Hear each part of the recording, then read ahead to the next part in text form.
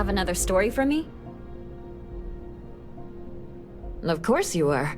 Why wouldn't you be? I swear you're either a trouble magnet or something. So, SysDef finally, and against all odds, really triumphed against the Crimson Fleet. In their own backyard, no less. How were you involved?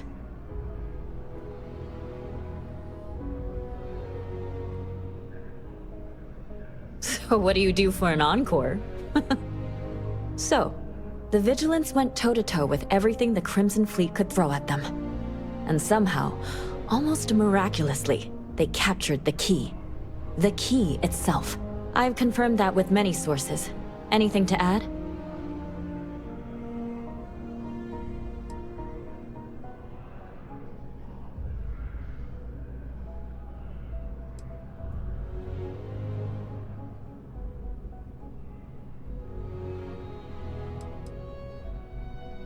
Someone seriously owes you a beer.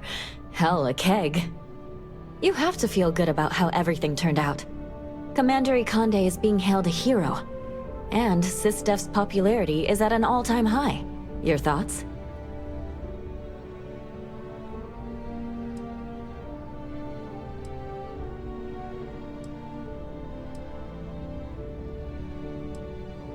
That's a common refrain. He was respected before this, but now? And that's all I need. You really do lead an extraordinary life. And as a, well, possibly embarrassing personal note, thank God for you.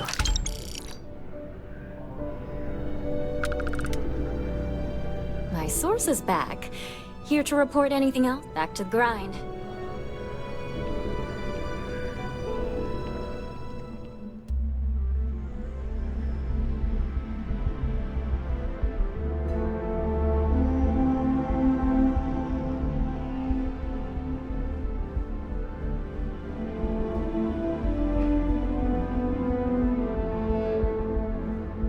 Captain, would you like to finish your briefing on the ambassadors? Ambassador Balmore's a challenge.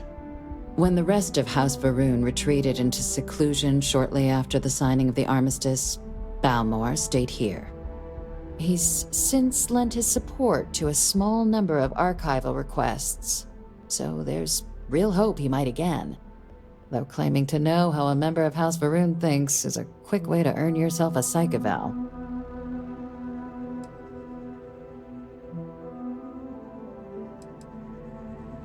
Well, these days, they're primarily considered a security threat. House Va'ruun Zealots, a fundamentalist outshoot of the group that stayed behind when the rest retreated into seclusion, want nothing more than to send everyone not dedicated to their cause to the Great Serpent in the Sky. But that hasn't always been the case. After they ended the Serpent's Crusade about 70 years back, House Va'ruun did take a real run at trying to normalize relations with the rest of the galaxy. It's why they have an embassy here in the first place, why they were included in the Armistice negotiations. But then, without warning, they left, leaving behind, to our knowledge, just the ambassador and his duty under the Armistice.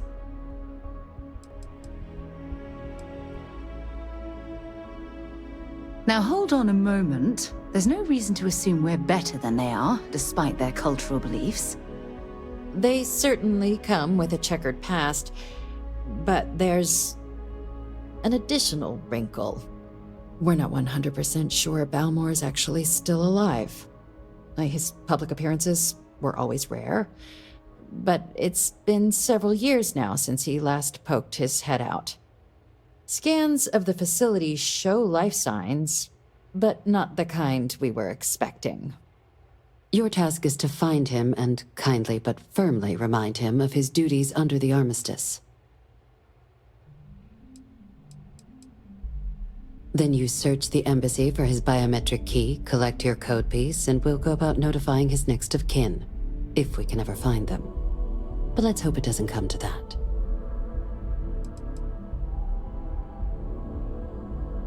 The embassy is still legally House Va'ruun sovereign territory, so we're not technically permitted inside. We've snuck in the occasional spy, of course, but the ambassador has proven more evasive than you'd expect for a man of his age. But we're quite sure he hasn't left the city. The man stands out. The Varun delegation brought more than a few of their native flora with them when they set up in the embassy. It seems those plants have been allowed to flourish, making it hard for us to verify what's flora and what's ambassador. It would at least be a speedier negotiation, but I, of course, hope the ambassador is alive and well. Now, the embassy front door isn't an option, but our spies have stated there's a side entrance that should allow you access. Here, this device should get you all the way down to the embassy interior. Once you're inside, though, finding the ambassador is going to be up to you. And fair warning, we received a report that alarms might have been tripped inside the embassy during the attacks. Watch out for automated security in there.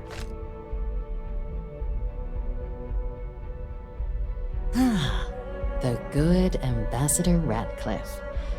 She's a veteran of the Colony War, and her only goal in life is to make ours miserable. Now, officially, our office is suggesting you try and negotiate with her. Use your experiences as a member of the military and with the threat we're facing to convince her to lend her support. And who knows? Maybe that'll work. Stranger things have happened. But my suspicion is we're going to have to rely on other tools to get her code.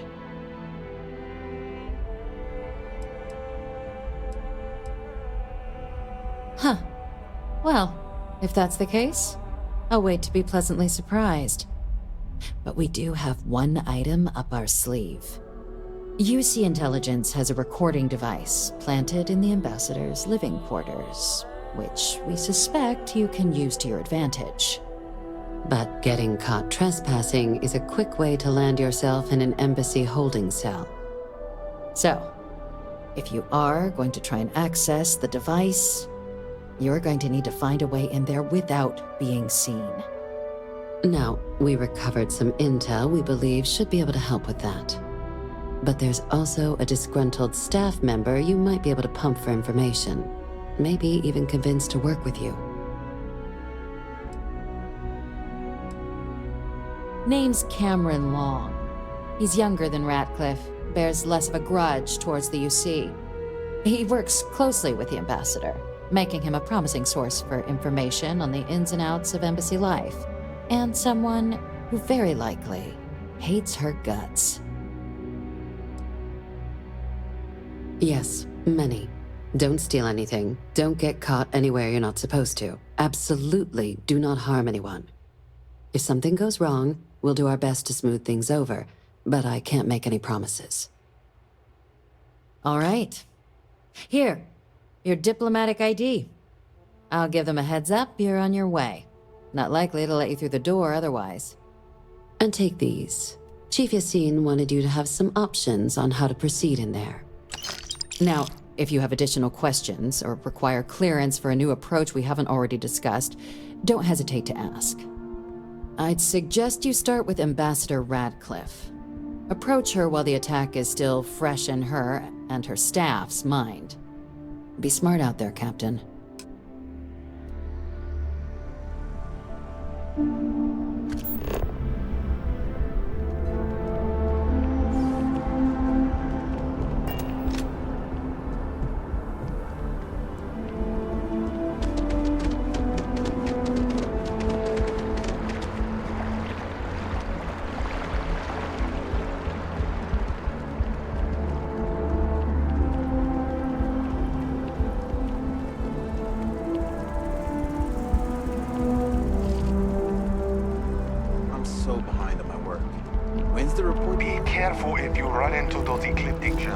Maybe we should stop for a moment at the memorial.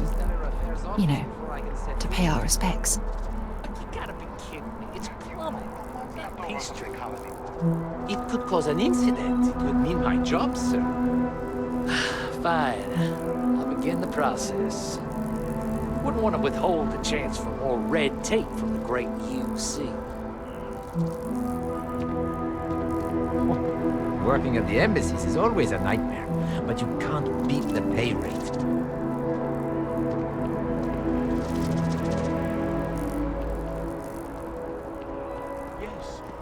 exactly. It's like...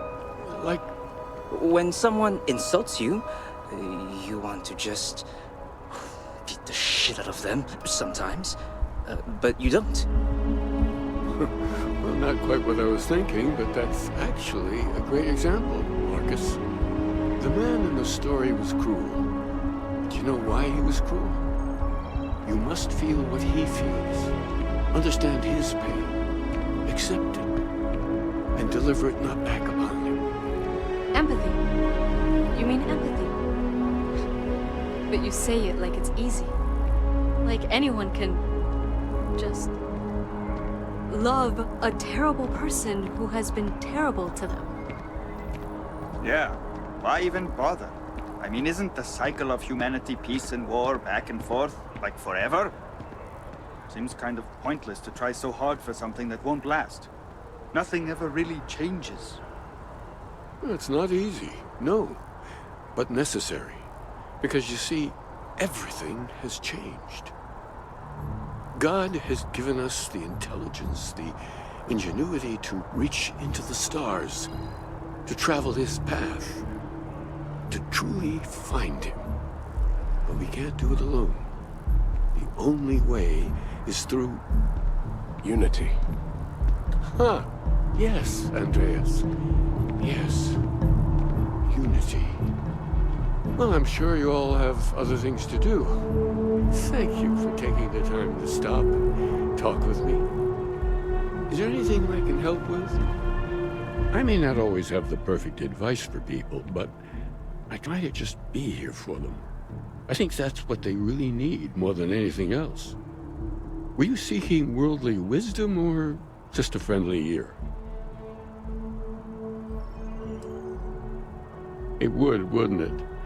Well, if you find it, be sure to come back and let me know.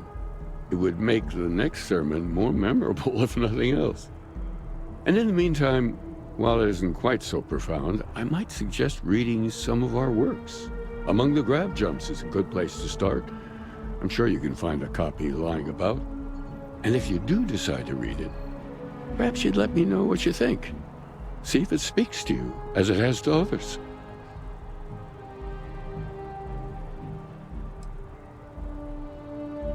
That's all right. I'm sure it just escaped your memory. So many things do over time.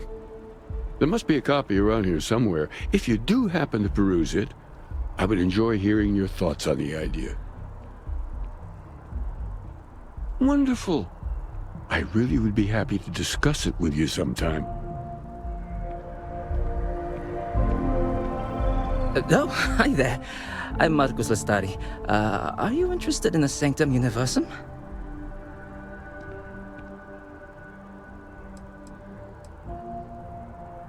Maybe I can entice you then. It's an exciting time for the church. We're growing every day. And if you're interested, we'd love to get to know you. Actually, we've had a few visitors come by recently, but they have yet to come visit us again. This strikes me as a good opportunity. I'm wondering, would you like to go check in with those visitors and welcome them back to our church? Maybe all they need is just another invitation. And don't worry, I'll pay for your effort, of course. Well, that's why. We want to keep growing our community, but sometimes people can be suspicious of others who are already heavily involved in the church. A new face like yourself might make the prior visitors more comfortable with returning. And you all may learn something along the way. Either something about the church or about yourselves.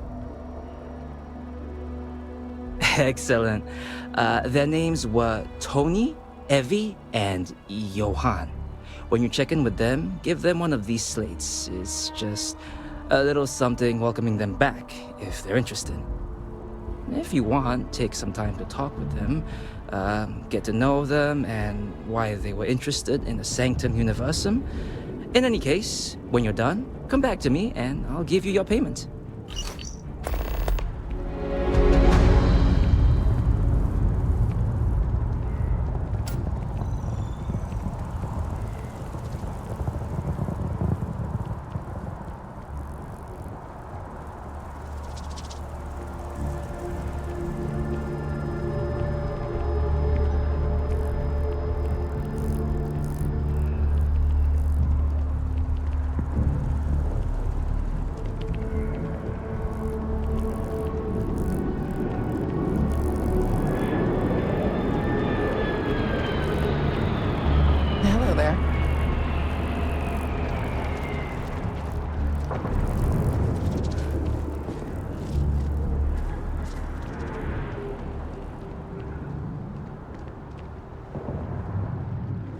hard to believe you it's have been an 2 appointment, decades they'll since we check were you at at the war with the door. Collective, when it seems like only yesterday.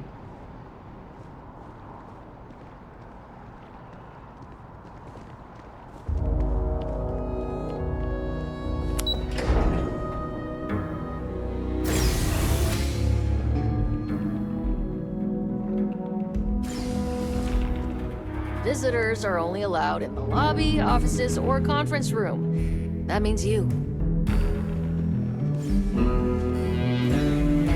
I'm going to be upfront with you.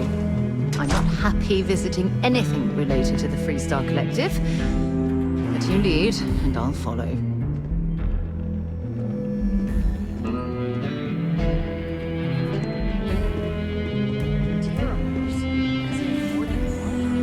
All that security, and they still can't protect their own spaceport. The UC never fails to disappoint. I just wish I hadn't received the news from an SSNN broadcast. We have a strategic advantage to maintain, Mr. Long. Of course, ma'am. I'll make sure it doesn't happen again. Excuse me. Are you supposed to be in here? Sorry. Everyone's a little on edge after the attack.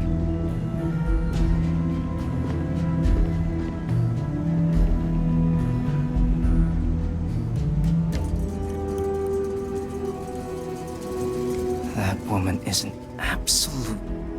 Oh, sorry. Oh, what? You're the Vanguard captain, right? You know, I was about to board the Nat to the spaceport when the alarm triggered.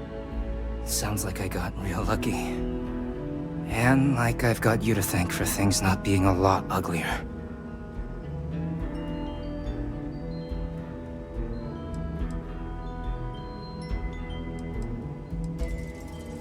Heard that, huh?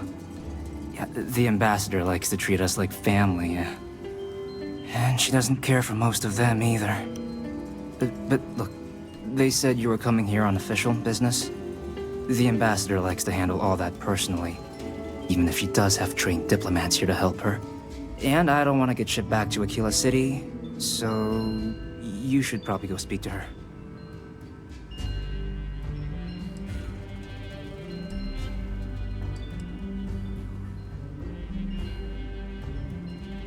You want to work with me? Why don't we talk somewhere a bit more private?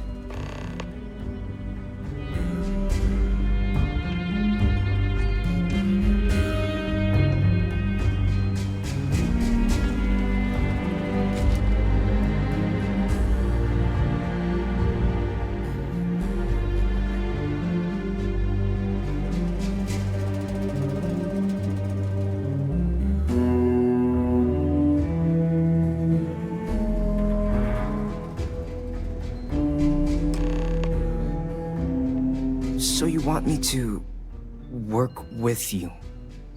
But why now? Why me?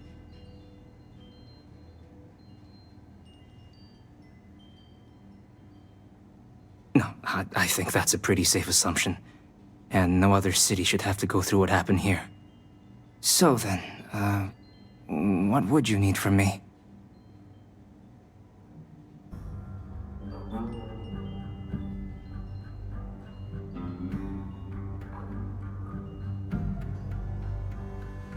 Okay, first you need her bio key, and that thing doesn't leave her side.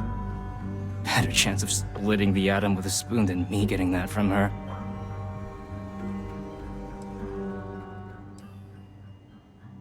The code machine. Only the ambassador's cleared for in there. Sorry. Her quarters. Huh. Oh, that's doable. And you and the UC will be providing me with what for my services?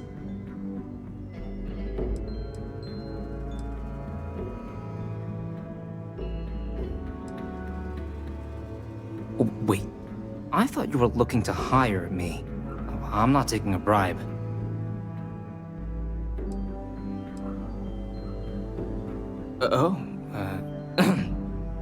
That much, huh? Okay, no, okay, yeah.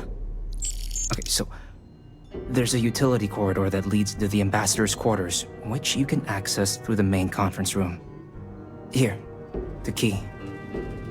Whatever you do, don't let the guards see you entering or exiting the utility section, or you're gonna be in serious hot water. I'll keep an ear out for more instructions from the UC.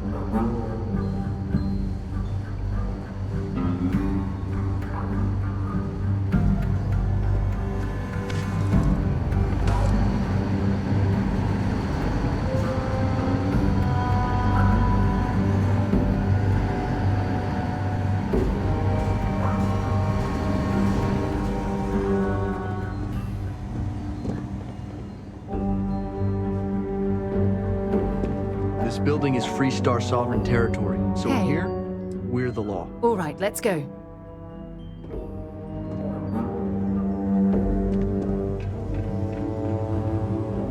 Official business? Talk to the ambassador. I'm sorry. Do you have an appointment?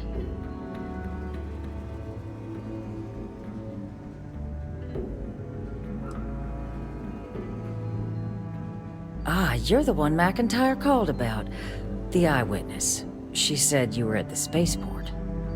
You have my thanks for what you did down there, truly. Saved many lives. Now, she also mentioned that, and maybe it was just a bad connection, that now the UC wants Terrormorph data from the Armistice Archives, some of the most highly guarded information in the galaxy, in order to protect us all. I can only presume you're here to tell me I misheard her and that they didn't send you, local hero, to futilely beg on their behalf. Tell me I've got that right.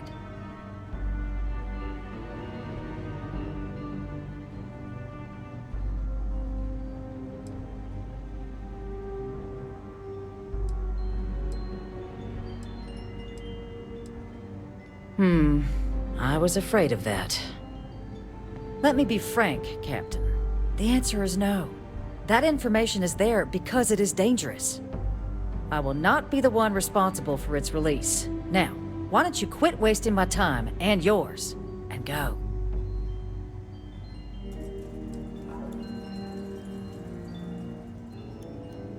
You're really gonna push this? All right, I will give you one chance, one, to convince me. Understood. I'm listening.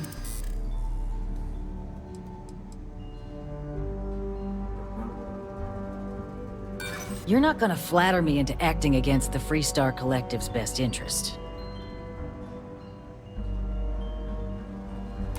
You know that for sure. That is interesting.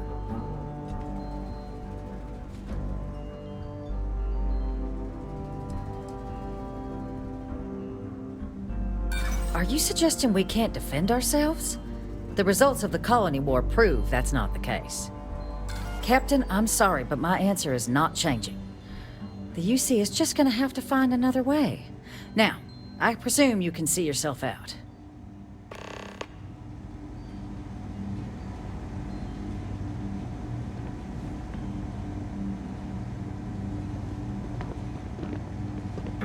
Did I not make myself abundantly clear, Captain? You're not getting access to the archives. No, Captain, I'm not, and I'll tell you why. What you experienced down there at the spaceport, I've lived that once before already. Fought tooth and nail as aliens rampaged in the streets of my home and others all throughout the Collective. But my aliens were placed there by UC hands. So I'm not interested in anyone getting power like that ever again. The UC most of all. You have my answer. Now please take the hint. Excuse me? I have no idea what you're talking about.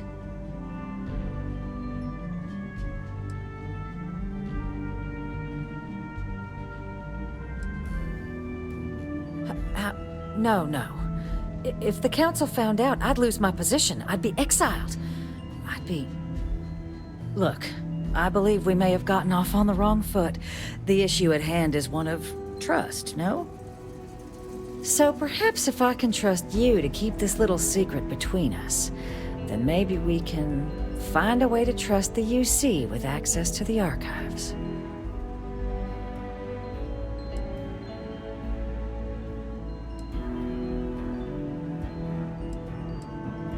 But where are my manners? Here, my pistol. Laredo. Custom made. Now, with my error rectified, I presume we have a deal?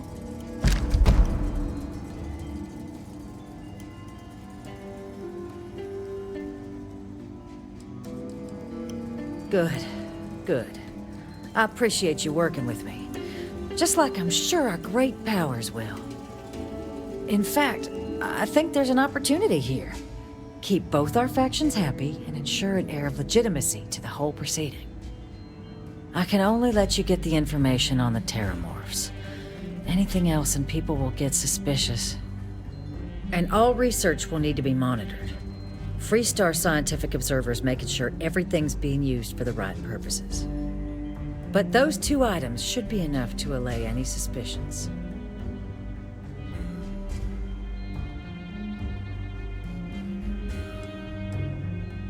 What on earth are you... Ah, yes. How could I forget? Here, the fee.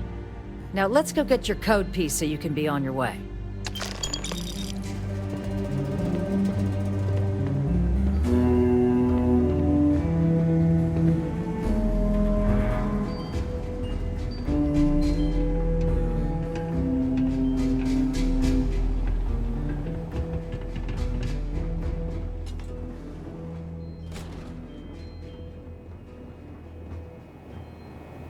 They tell me it should only take a moment.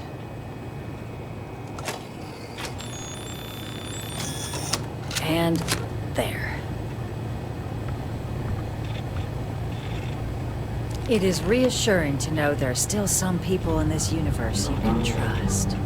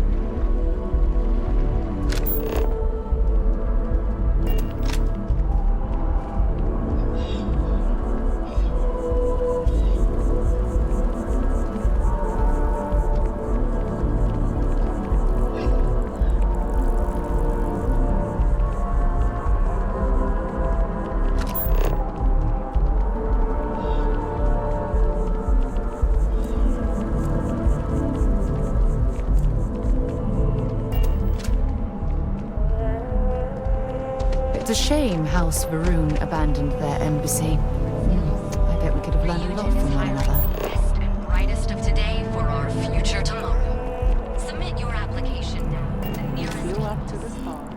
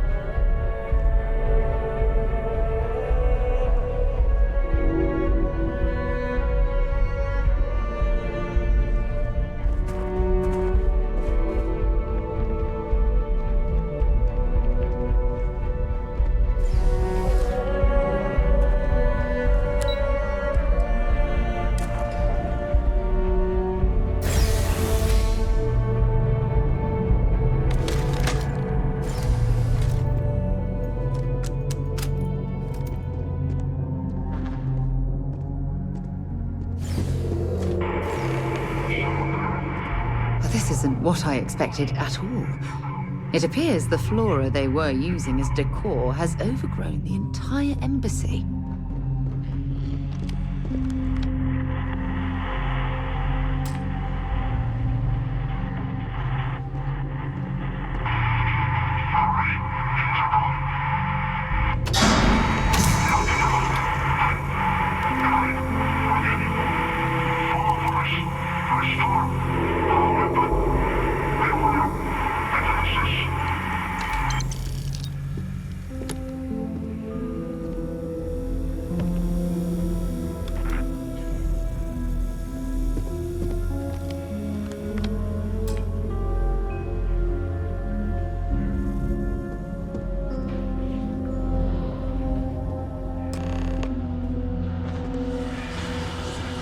I've never seen a tree like this before in my entire life. It'd actually be more fascinating if its branches weren't blocking our way.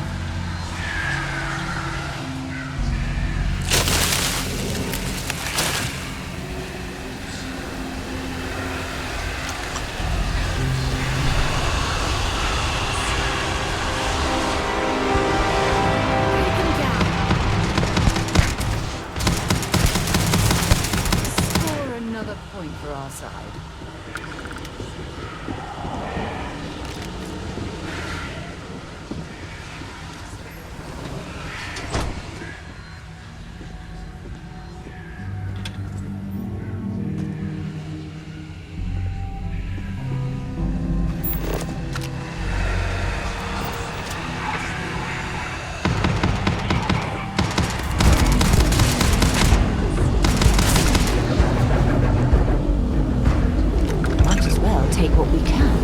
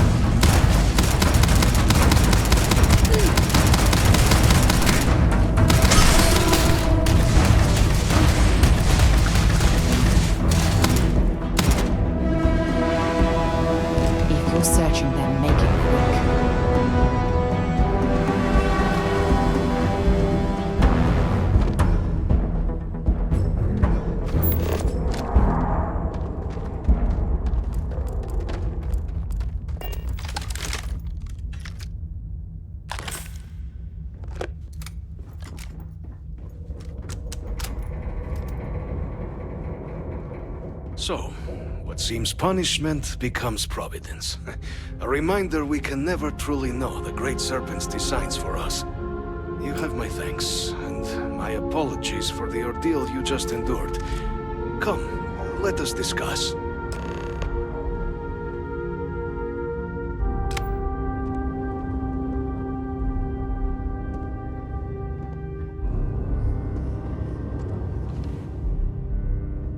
Not the ideal introduction, I suppose, giving you a grand tour of the embassy via barely functioning intercoms. I do greatly appreciate your persistence. I suspect the Venom tree upstairs has worked itself into more systems than I'd realized. But then again, who could cage such a beauty? Tell me though, what is it like outside? I heard the broadcast mentioning an attack, then the embassy was struck with a power surge, and then silence. Has the rest of the city suffered quite so badly?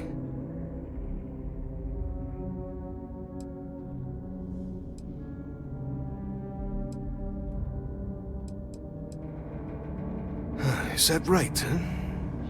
I shall need to have these repairs seen to sooner rather than later. Now, it cannot solely be the Serpent's grace that brought you here at such an opportune moment. You were sent by the UC. That much is obvious. Who else could just waltz through my door, hmm? And the broadcast spoke of Terrormorphs at the spaceport. A worrying occurrence, certainly, but coming here of all places, when all I could provide is some enthused cheerleading and... an archive code. So the UC requires information then. On Terrormorphs, presumably, hmm? Do I see this all clearly?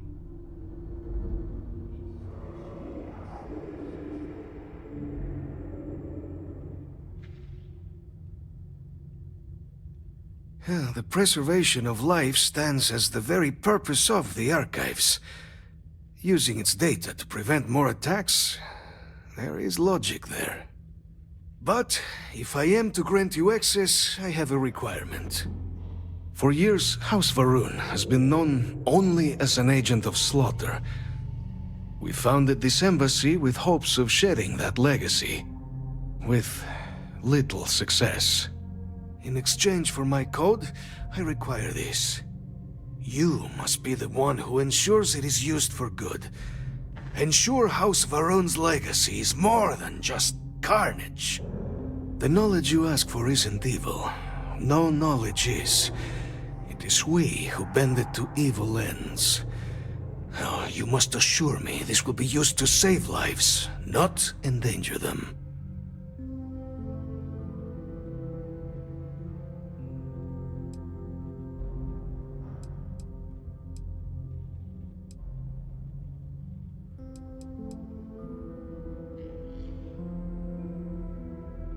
We'll do everything we can to make certain that happens. Well, then I shall not fear. Please, follow me.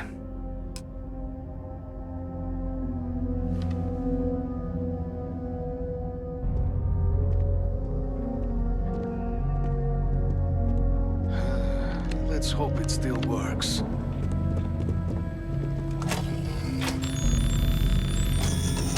And there. Let it be used for good. Why are you bothering to carry all that junk? I will not have House Varun be known only for slaughter. The affairs of House Varun are our own. They left. That is all there is to be said on the subject. House Varun committed itself to the Armistice. This was said at the time to be the desire of the Great Serpent, and I do not believe the Serpent decides such things on a whim. So, when my brethren left, I remained, honoring the Serpent's will as I saw fit, as is the right of all his followers.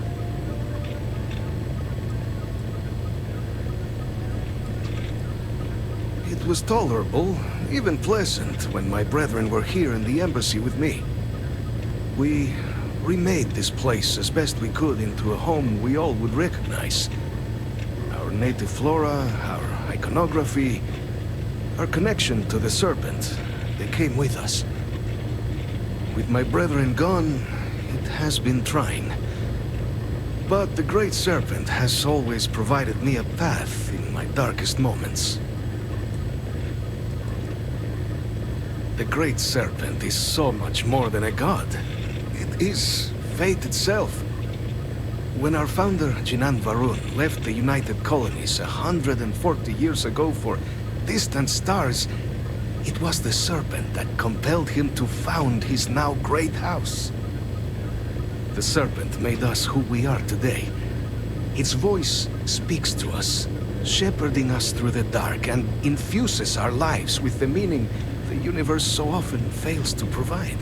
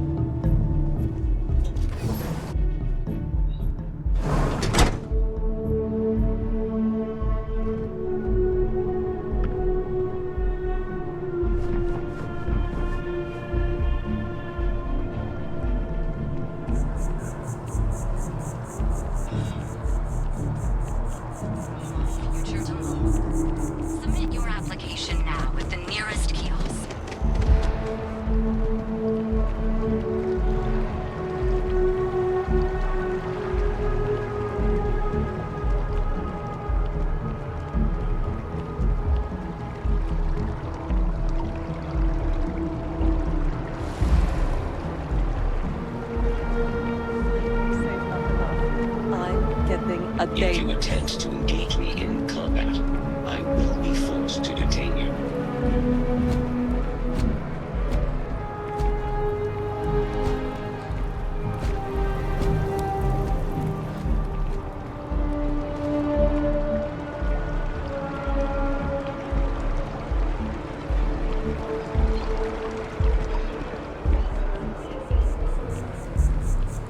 If I move back to It's amazing to think that this tree predates New Atlantis. Can you imagine all the changes it's seen?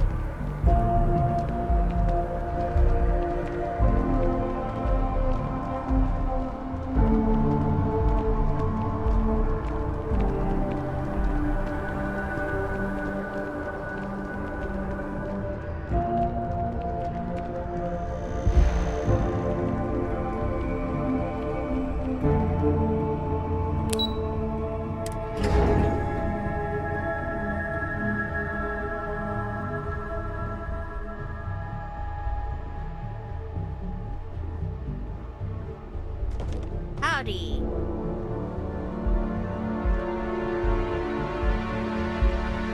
Captain, you're back sooner than... Oh, wait. Did you actually succeed? With Radcliffe? And Balmore? We're all in agreement. That's incredible. I wasn't sure Radcliffe would ever get on board. I'm very much looking forward to getting the debrief on how precisely you managed to pull all this off, but that'll have to wait for another time. Regardless, superlative work, Captain. And now, I've already arranged everything with the archival monitors. When you get down there, the UC monitor will give you instructions on how to deploy the codes. Follow them to the letter. Here, the UC code piece and an archival access card. The entrance is just on the other side of the plaza across from Mast. Absolute best behavior down there, all right?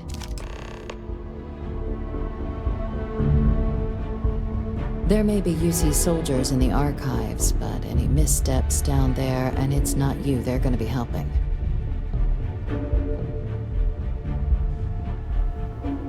Okay. Hello.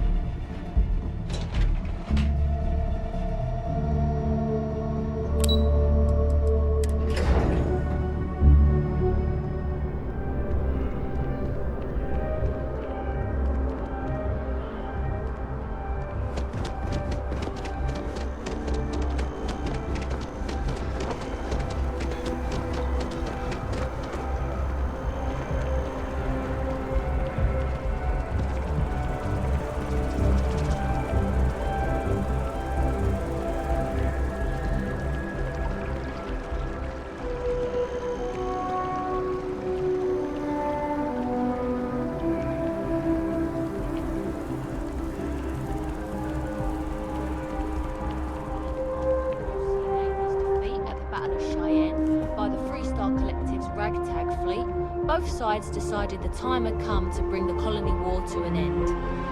So, the two parties came together to negotiate the terms of the armistice. Fleet sizes would be capped, mechs and xeno weapons outlawed, and all research related to those fields would be kept under lock and key in their own special archive, which actually rests below our feet as we speak. And while these new restrictions transformed the settled systems overnight, entire economies were upended with the flick of a pen. They also marked the start of something critical: cooperation between the United Colonies and the Freestar Collective for the first time in decades. A pledge between the powers for a more harmonious future. Thank you for listening.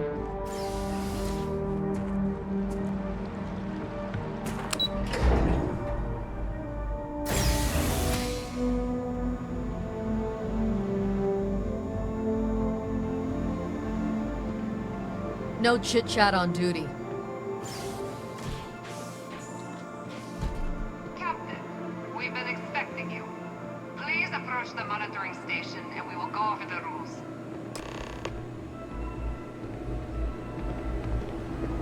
Welcome, Captain, to the Archives. To proceed, you will need to deposit your codes into the 3 corresponding receptacles. Once they are verified, I will open the door. Your data resides in Unit 18. You will not be able to access any of the other units. Once you've collected your data, return to the entrance.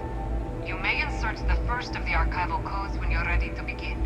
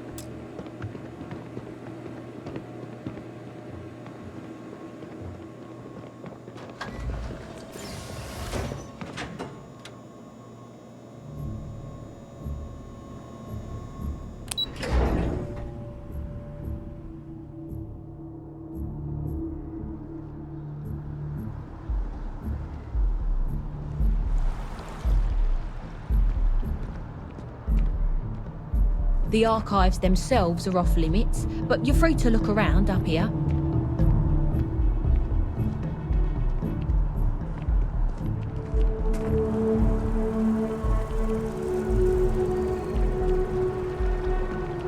Just doesn't add up. The spaceport has anti-xenon protocols.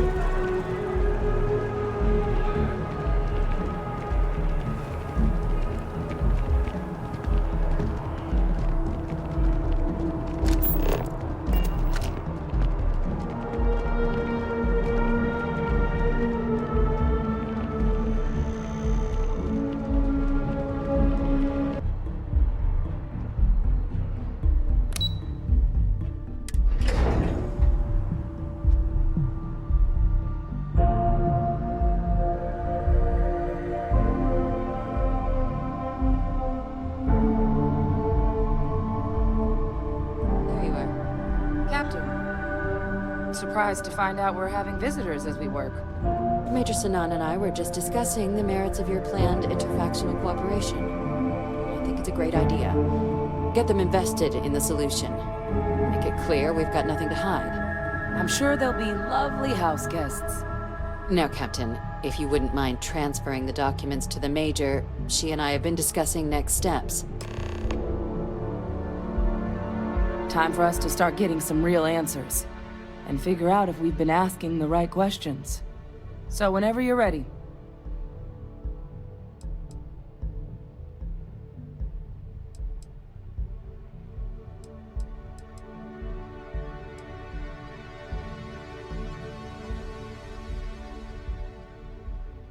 You're carrying the most comprehensive collection of information on Terrormorphs in the known universe.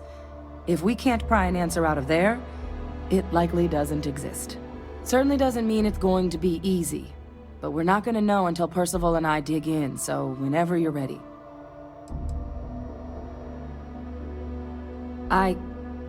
Yes. It will be. Percival and I have done our damage. This is us starting to put some things right. Plus, you don't need her word. We'll be setting up oversight alongside the collective. Acknowledged and accepted, Captain. So with the data out of the way, we've been discussing where exactly this work's getting done. The Red Devil's headquarters on Mars, back where you found Percival, seemed the natural spot. Already has the equipment, the safety measures. Should even be able to house its own cadre of independent observers. Though it sounded like the deputy had a few more things she needed to discuss with you first. Indeed. The most important of which is getting you your citizenship. Then I guess we'll see you on Mars. Captain, if you'll follow me.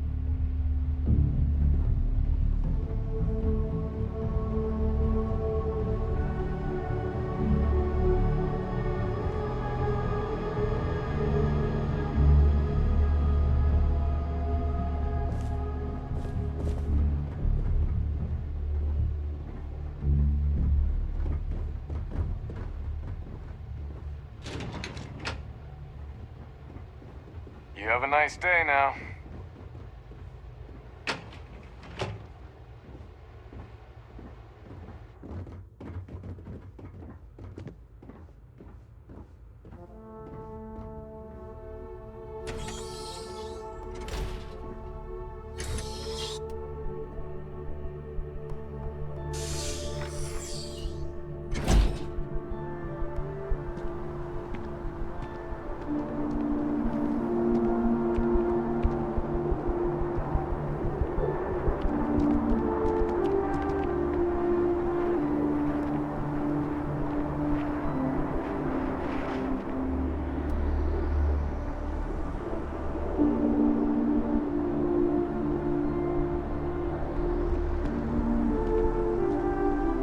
All right, Captain. Are you ready to become a citizen of the United Colonies?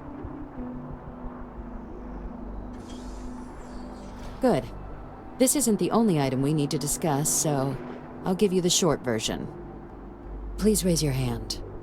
Captain, through your actions today and in days past, you have earned your place among the United Colonies.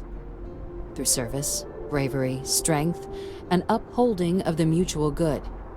Will you carry and cultivate these values for as long as you remain a citizen? Then, Captain, I'm pleased to welcome you into the United Colonies as a full citizen. Here, your official ID and your citizenship dispensation. We've also let the Aphelion Realty office out in the plaza know you're approved to purchase property. Now, the other item we needed to discuss. There's a member of the UC who's asked to speak to you, but this person is in a sensitive position. Normally, we wouldn't even consider something like this, but we think this person has information that could prove useful in dealing with the Terrormorphs. And they've stated they'll only share it with you. They asked for you by name. So I need your agreement that everything you're about to see is kept in the strictest confidence. You can tell no one. Can you agree to these terms?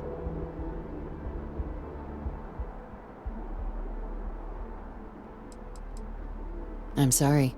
I can't share any more without your word. Do I have it? Let's hope it never comes to that. Head to the elevator. You're going to Subsection 7. I'll make sure you're cleared for access by the time you get there.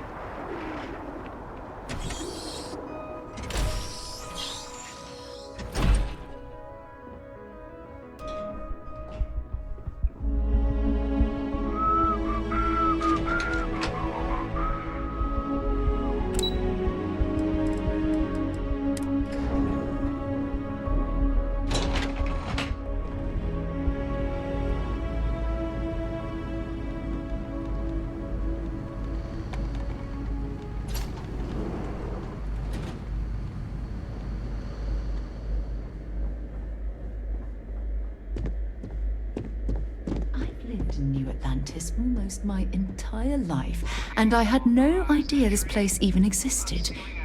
The UC certainly excels at keeping secrets. There are no additional visitors permitted. Your friend's gonna have to wait out here.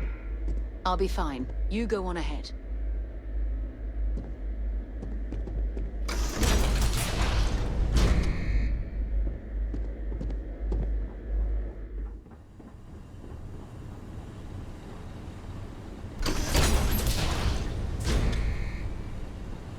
Welcome, Captain.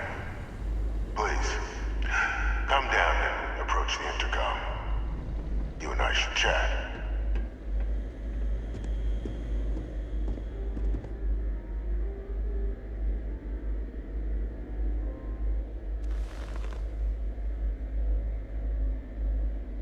President Abeyo was kind enough to give me a few files to peruse. Quite the series of accomplishments you've managed. But now you face a foe unlike any other. An invisible enemy, lurking in the shadows. You're going to need all the help you can get. Which is why I hoped we could speak. Do you know who I am?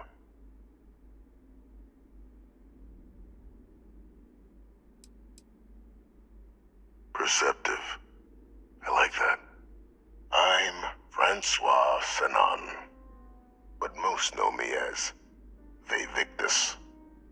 I was an admiral during the Colony War. One of its great villains, if you believe the slates. I was to be executed for my crimes. But the previous regime deemed me too valuable to simply discard.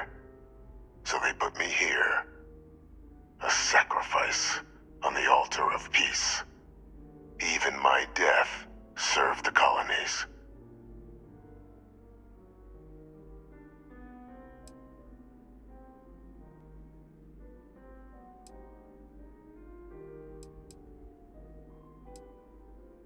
One final act of rebellion by the leadership that lost the Colony War.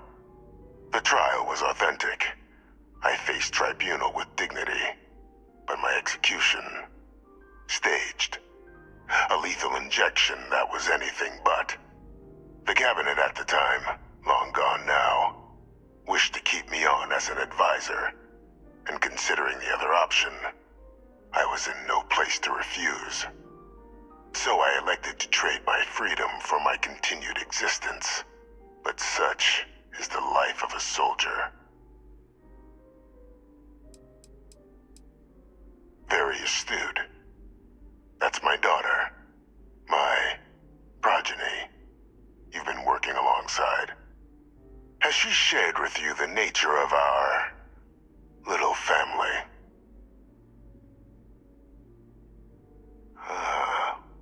Did she? So willing to trust Hadrian. I never did succeed in driving that out of her. Our relationship has always been a challenging one. The Major was born to become a great leader, carry on the legacy I established, and was given all the finest training to support it. And she excelled. But the universe cut all that short. Now, though, it's placed even more crucial work in front of the two of you. And I think I have a part to play in helping you accomplish what you've set out to do.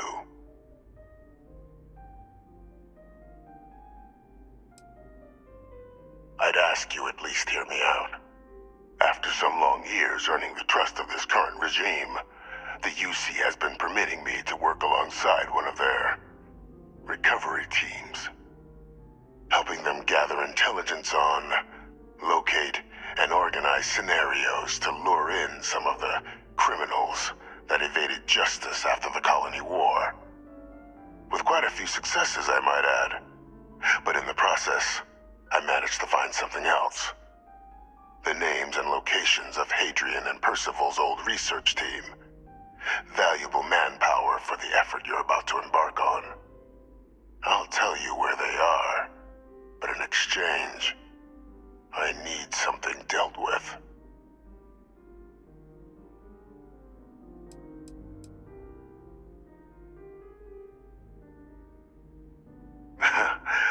Well, who better to find them? But many of them I knew personally, and I've always had a mind for details. Where someone was born, next of kin. You'd be shocked how often an otherwise brilliant criminal flees to the planet just next to the one where they were born, or where a family member resides. I simply use my own personal knowledge and the information our group collects for me to track them down and set things right. There is a former colleague of mine, a man by the name of Dr. Reginald Orlase. Like myself and Hadrian, he was involved in some of the United Colonies' more problematic lines of research. Mech weapons were his specialty. If it dealt death, he could make a deal more. When the Colony War ended, he fled, refusing to face tribunal, and has continued to peddle his skills to the highest bidder to this day. But I finally found him. I want you to track him down and deal with him, however you're able. I'm not expecting he'll come quietly. Bring me evidence that the job's done, and I'll tell you what I know.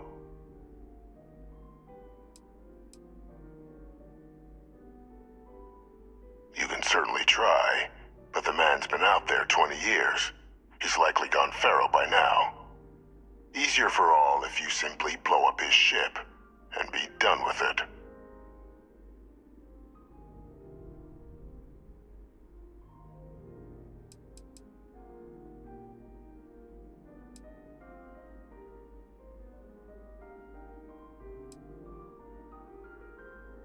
Speak to Deputy Macintyre.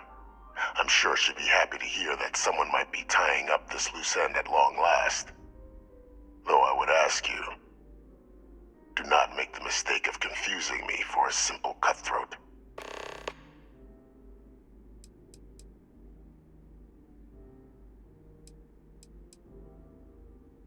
If that's what you require to sleep at night, so be it. According to my information, he's been hiding around the world of Etheria, Wolf system. There is a star station in the vicinity. The Den. The head of the local Vanguard, one Captain Marquez, should be able to help you find our man.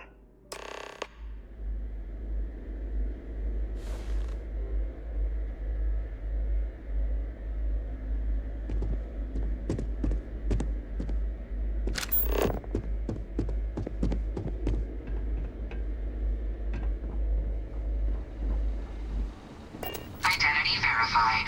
You may proceed to the exit.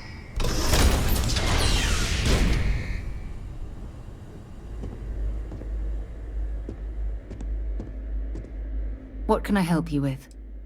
Lead the way.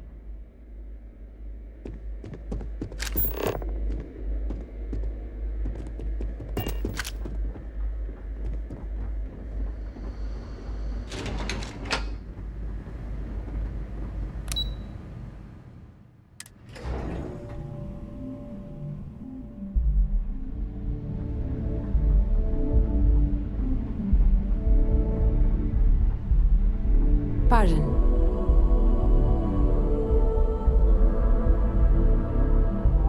Captain, did your meeting go well? I hope it's clear now why we needed you to agree to all the secrecy.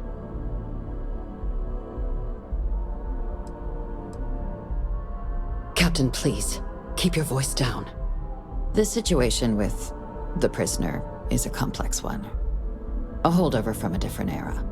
But it's a situation we've been managing as discreetly and humanely as we can for some time now. And the most critical part of that management is making sure no one else learns of it. Do I make myself clear? Good.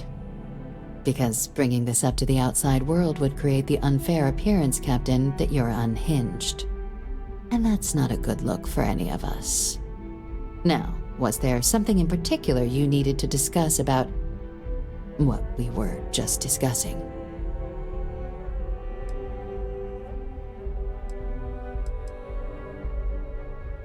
Dr. Reginald Orlase? He's finally found him. Of course, killing Orlase is completely out of the question, but bringing him to justice... He's been on the lam for years. That'd be a huge win for the UC. What's being offered in return? Really? He found the members of the research team. We'd already initiated a search for them, but it'd save a lot of time and manpower if he just gave us that information. Captain, if that's the deal, you have my endorsement. Just so long as you make every effort to bring the man in alive. Now, was there anything else you wanted to discuss regarding your meeting?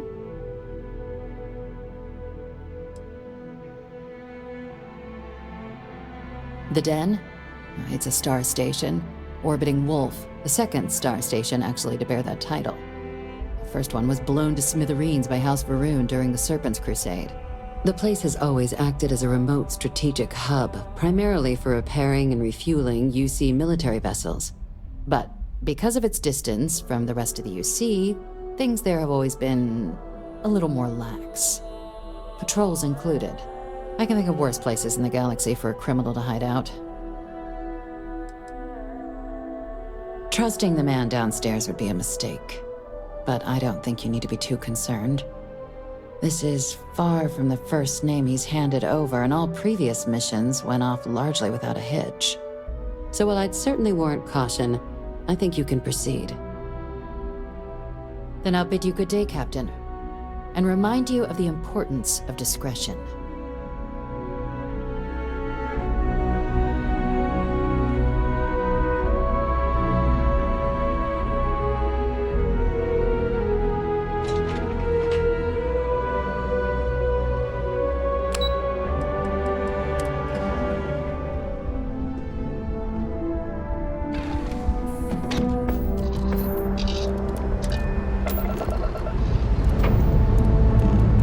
Lifting off now.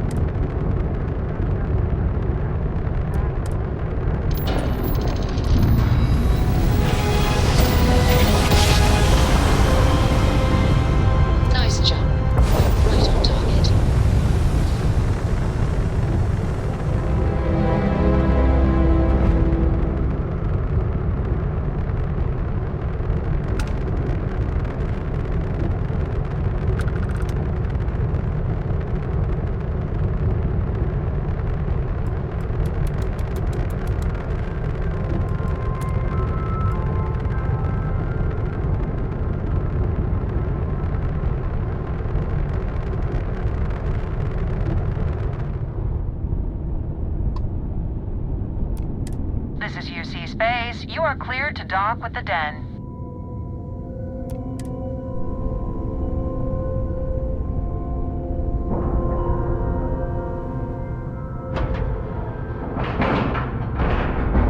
Green lights on outer hatch, but we're docked. Where are we headed next?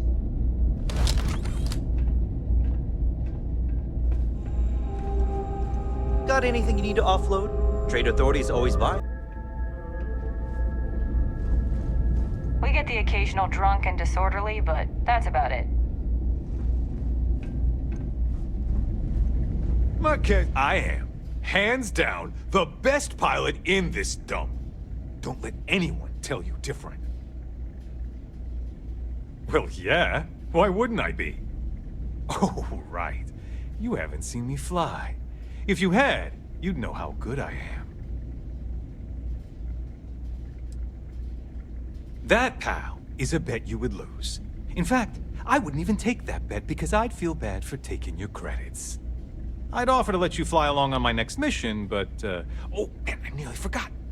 Listen, I need a favor. I've got an application in for a promotion in the Vanguard, but I haven't heard anything back.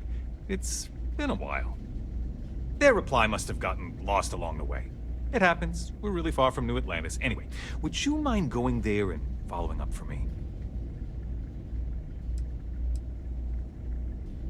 Yeah, I mean, probably, but you know how it goes. I leave here and then something terrible happens and I have all this guilt because I wasn't here to save everyone.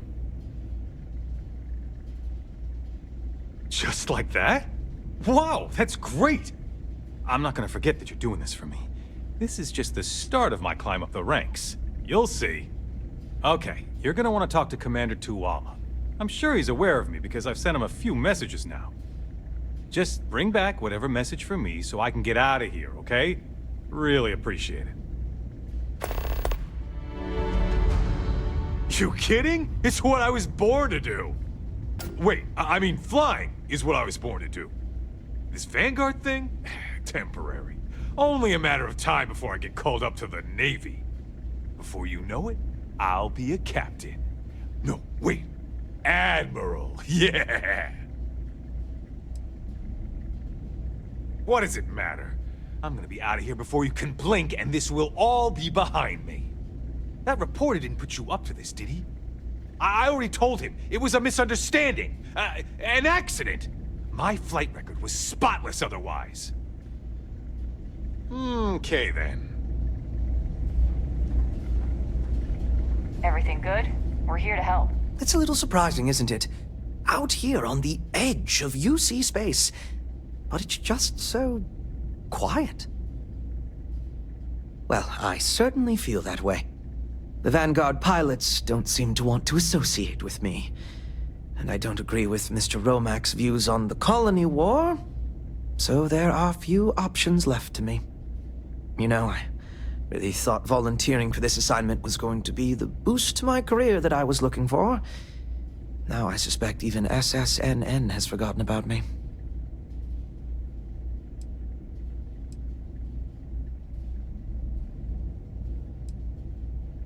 Thank you for the kind words of support, random citizen. Why, certainly. The Settled Systems News Network is the longest-running news service in... well, the Settled Systems. Reporters are dispatched all over, keeping an ear to the ground for some breaking news that should be known to everyone. It can, admittedly, be a bit of a pain making sure those stories reach our central office in New Atlantis. But until someone invents faster-than-light communication, it's the best we can do. Farewell, then.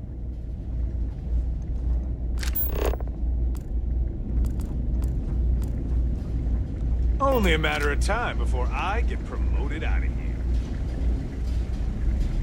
Looking to lodge a complaint? Then you want UC security, not the Vanguard. Oh, apologies, Captain. Didn't recognize you without the uniform. So, what can I do for you?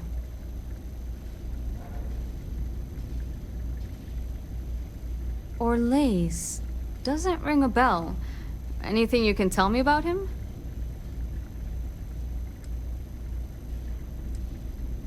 A man? Living around Etheria. The gas giant. Only one ship like that I know of. Never docks. Doesn't respond to hails. They call it the Warlock. Maybe this Orlase of yours is the one piloting it. I can give you the coordinates to its last sighted location if you want. Just, well, you'll need to be careful. That part of Etheria's sky is an old debris field. Plenty dangerous. More than a few scrappers heading out never came back.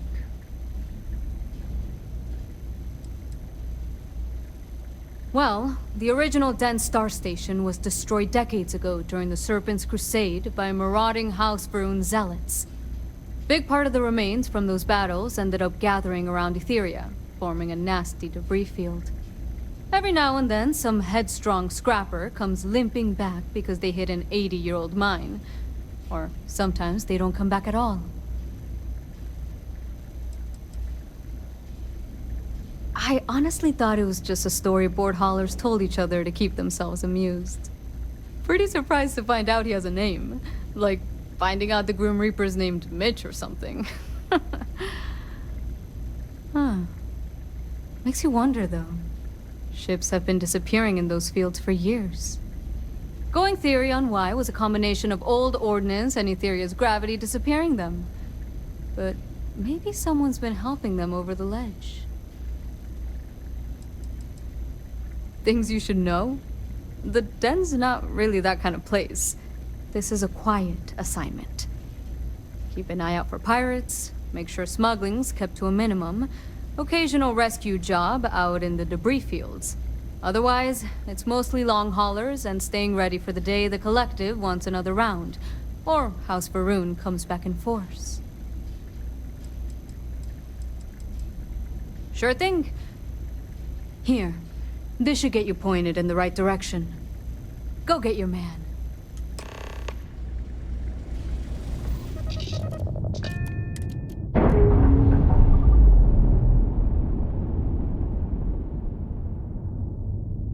We're free and clear for flight.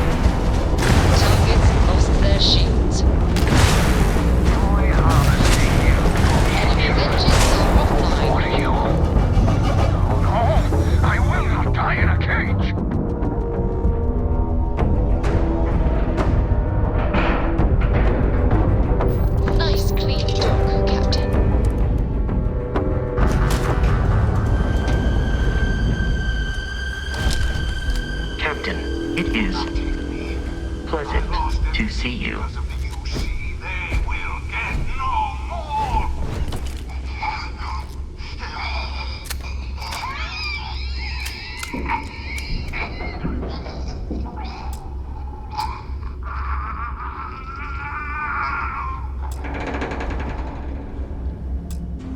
Pilot emergency detected. Hatch override engaged.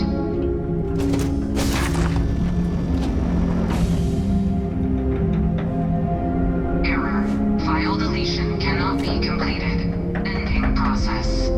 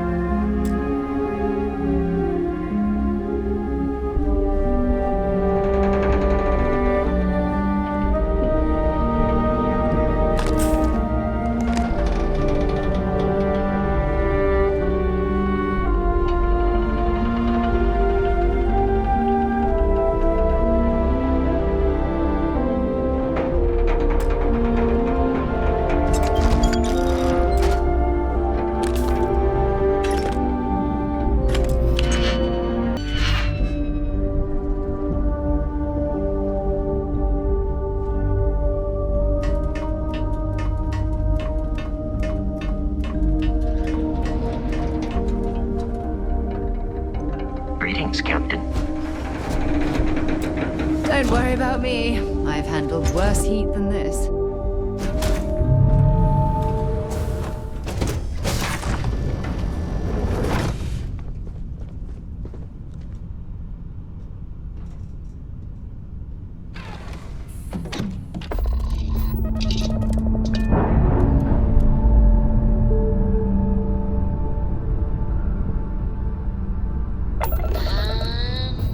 We're loose.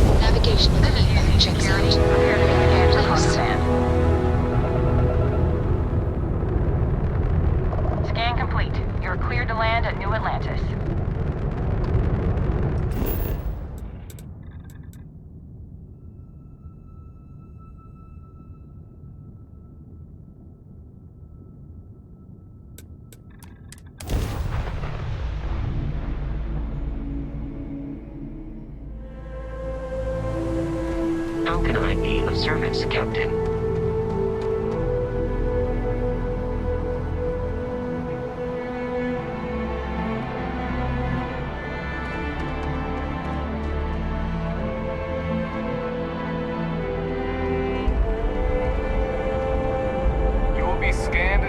the city. Please keep moving. Okay, no bounty. You're clear. Enjoy your visit.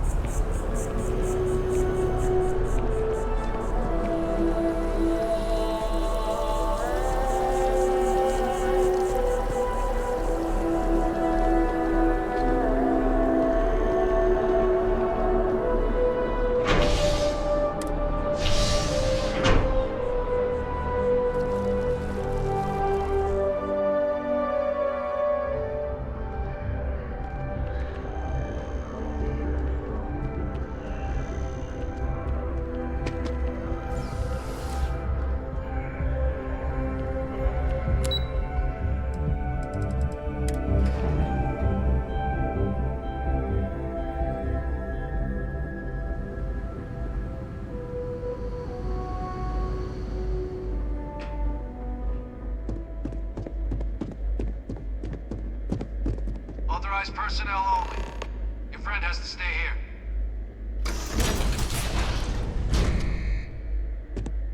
Authorized personnel only. Your friend has to stay here.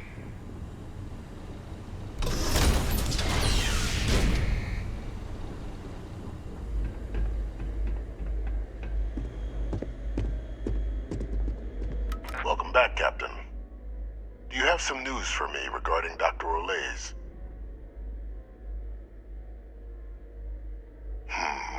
I'm not surprised. The man fled every consequence he ever faced. Of course, you don't expect me to just take you at your word, do you?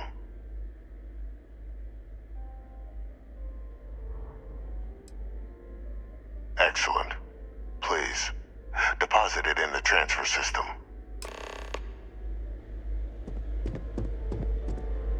Transfer accepted. Would you look at that? Kept it all these years.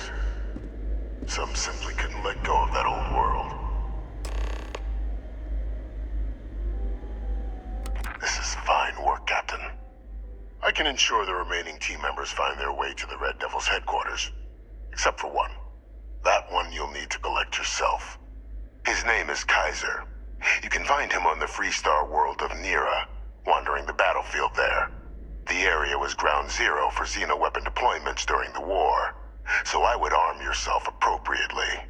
And I think you'll want to check in with Hadrian and Dr. Walker before paying it a visit. Kaiser will likely have security protocols you'll need their help to overcome. A military Model A, yes. Specifically customized for the needs of the Xeno warfare team during the Colony War. A powerful resource, if you can recover him. I dedicated my life to the United Colonies. Every effort of my being to their protection. I even gave them my heirs, even if my circumstances have changed. My purpose is not. Of course. We're protecting the galaxy, Captain. We'll need every tool at our disposal.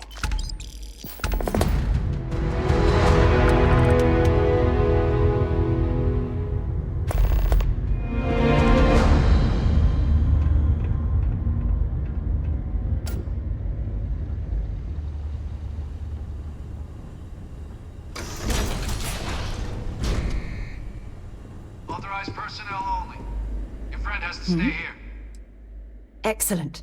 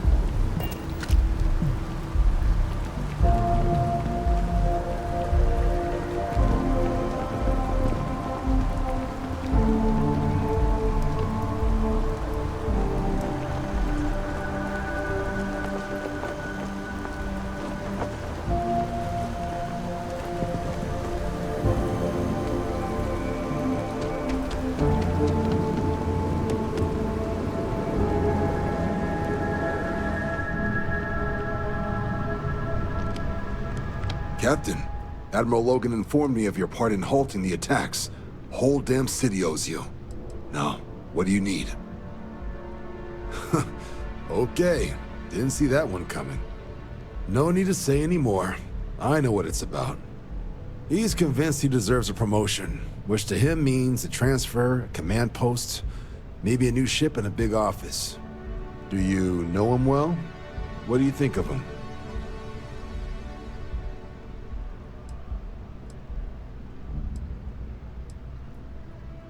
Not the first time I've heard that. Clearly patience isn't his strong suit. I thought the constant stream of messages was a bit much, but if he's gonna be sending people here.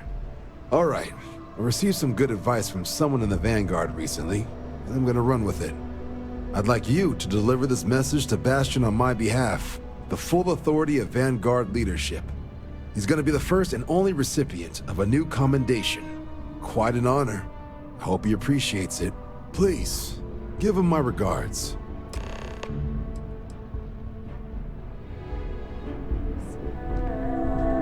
I have an important personal decision to make, but I need to discuss something with you first.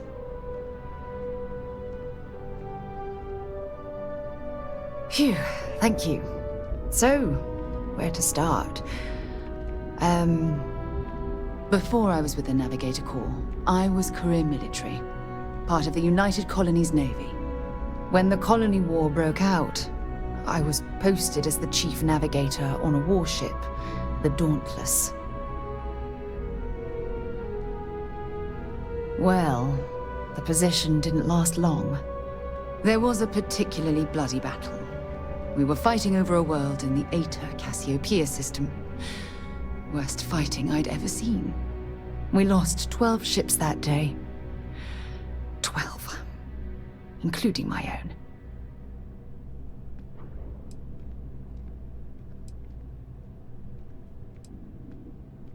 Economic reasons. Several of the worlds in the Cassiopeia system were mineral rich. Both sides wanted to drop refinery outposts on the surface to bolster their supply. With hundreds of lives lost on both sides, I'd argue there were no winners at all. Now let me finish. The ship was barely intact. The captain and first mate died the previous day, which put me in command. A shrewd captain would have called for the crew to abandon ship, but I was so angry. I wanted to stay. I needed to fight.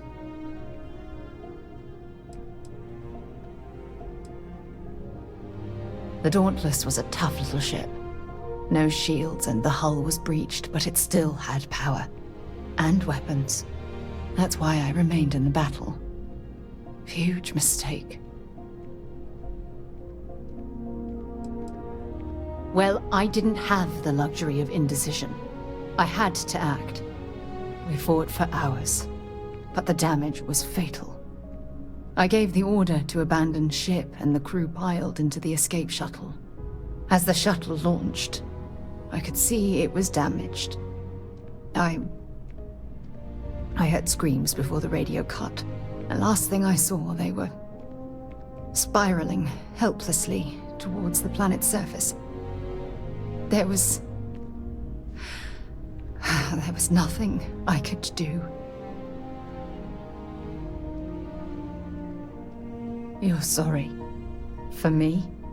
If I hadn't been so stubborn, so eager to prove that I could handle command, my crew would have had more time to escape.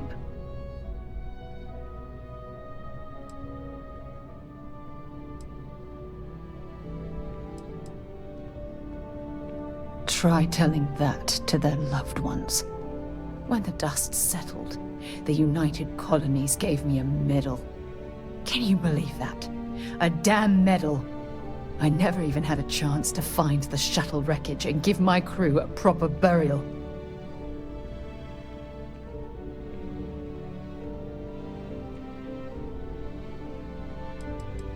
After I checked every section of the ship for wounded crew, I took the other escape shuttle. If I hadn't, I would have died. The Dauntless came apart minutes after I escaped.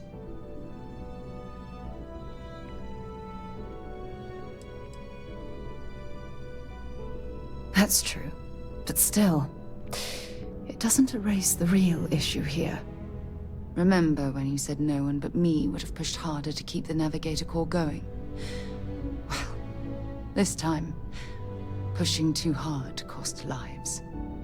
Don't you get it? Everything I do, everything I touch, somehow falls apart. That's why I'm worried about us.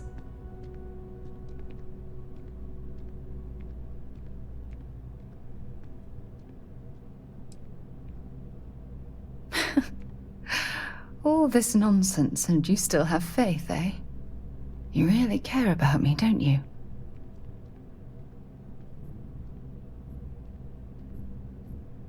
I'm counting on that. Look, I think I've said all I can handle for now. Thank you for being there, for listening to me when I needed it the most. I'll never forget this. I promise.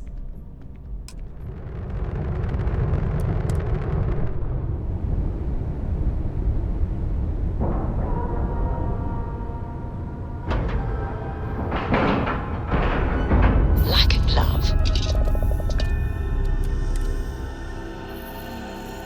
Something you might be interested. Hi. Please disregard. I attempted an You look like you've got news. It better be good news. Okay, come on. Don't keep me in suspense. When do I ship out?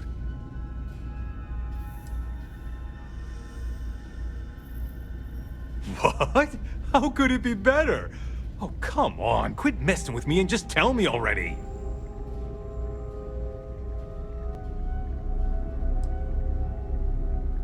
Huh. Okay. Commendation, huh? That's not so bad. Bet Reyna doesn't have one. Thanks for doing the legwork here. I'm not gonna forget that you helped me out. And someday, when I'm running the Vanguard, I'm gonna make sure you get paid big time. For now, though, my account's a little light, so this is the best I can do. But really, I mean it. I'm gonna remember this.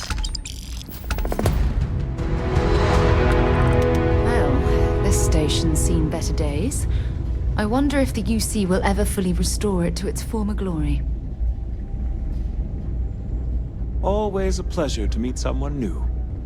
Welcome to the Trade Authority. I'm Marcel, and if there's anything I can do for you, please, do let me know. Our stock may not be as vast as New Atlantis or Sidonia, but I will do my best to see that you leave here satisfied. And seeing as the Trade Authority is the only fully licensed operator for the Den, I'm afraid your alternatives are, shall we say, slim. It is a pleasure to make your acquaintance, and I hope this and all future interactions are profitable for both of us. If there are deals to be made, you'll find that we'll go to great lengths to take advantage of them. My primary role here is to oversee logistics operations for our many trade routes in the area, but I convinced my superiors that it was worth setting up something more customer-oriented. I'm told that they are quite pleased with the results. It's very kind of you to offer, but I am currently not in a position to personally require your services. There are, however, likely some Trade Authority contracts available at the terminal down in the bar. I'm sure you're already aware that the Trade Authority is quite generous when it comes to completing said contracts. I hope we have what you need.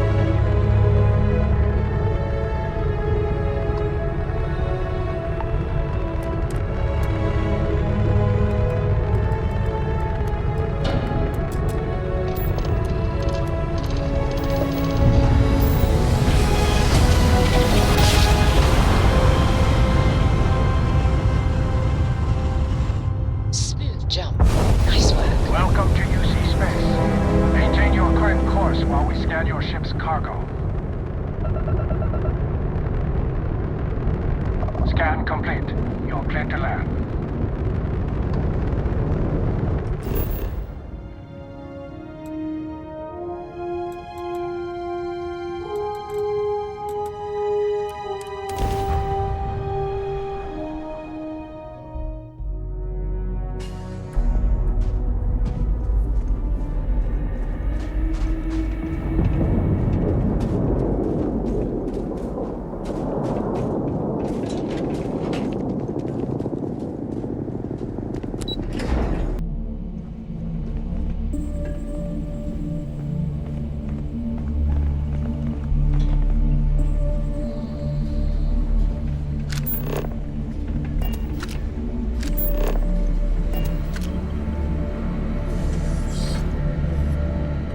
Captain, welcome back.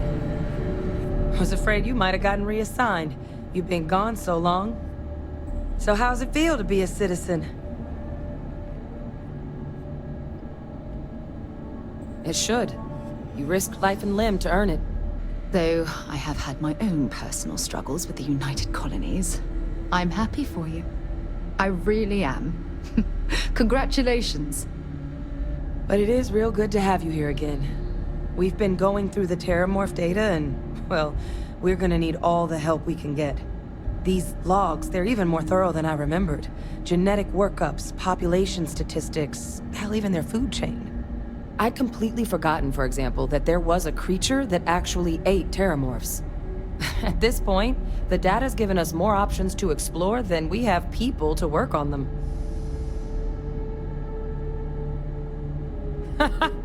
That'd be something, wouldn't... I'm sorry, are you? You're serious? You found our research team? That's incredible. That accelerates everything. With them back, it'll let us... Wait. Kaiser. Did you find Kaiser?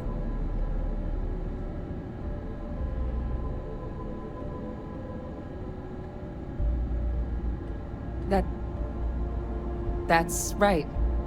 You would need that. Whoever gave you these leads sure knew their stuff. Well, how? How exactly did you manage to find them?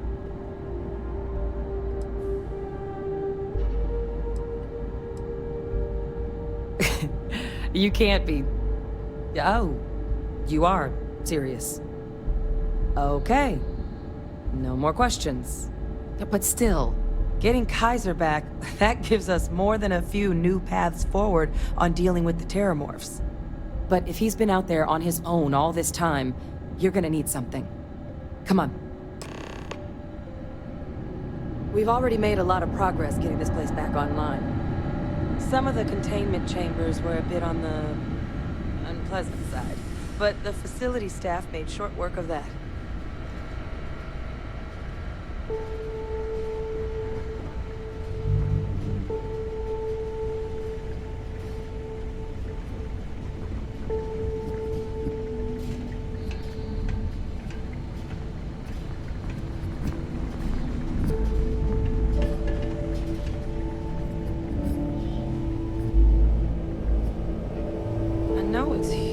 Somewhere.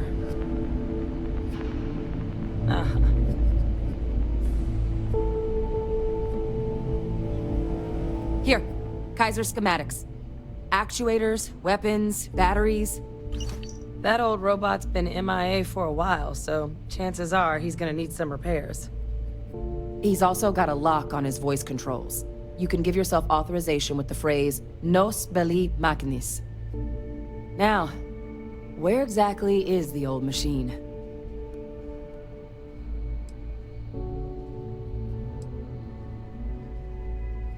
Oh, it's really not that daunting.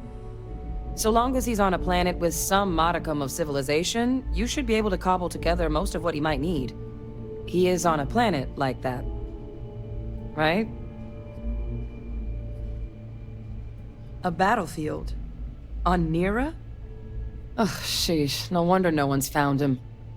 That sector of Niira was destination #1 for xenoweapons during the war.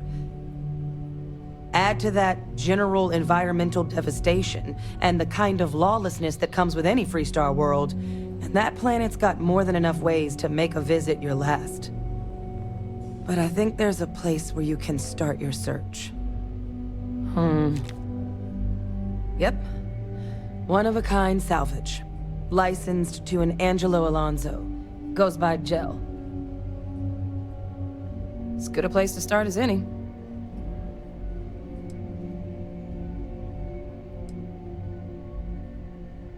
Kaiser lets us do fieldwork with a level of precision that there's really no other way to accomplish.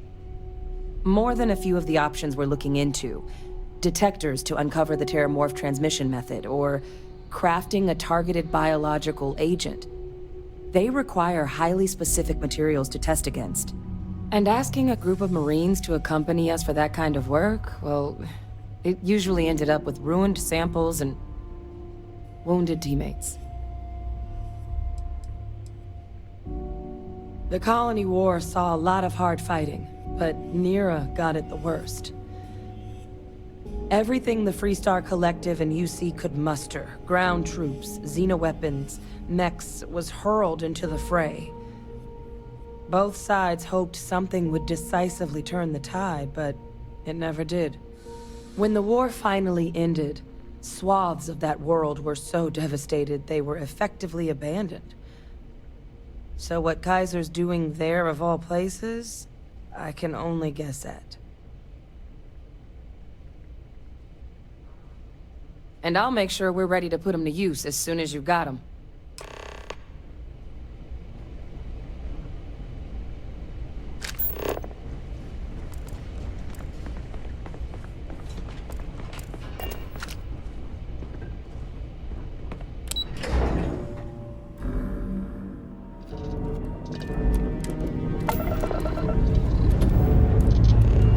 Pressure holding. Take off looks good.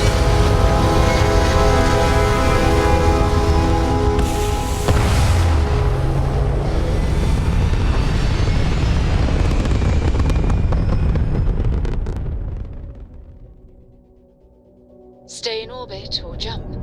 Your call.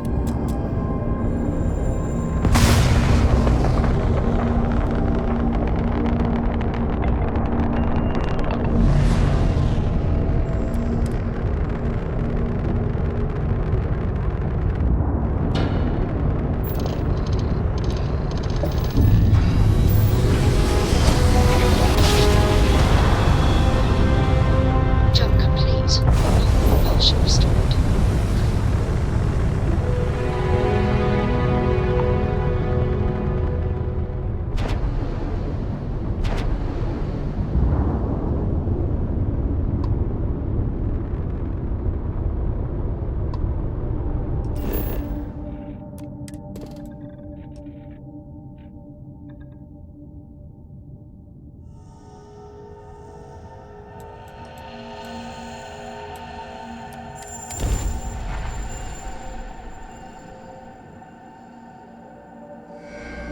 Good to go for landing.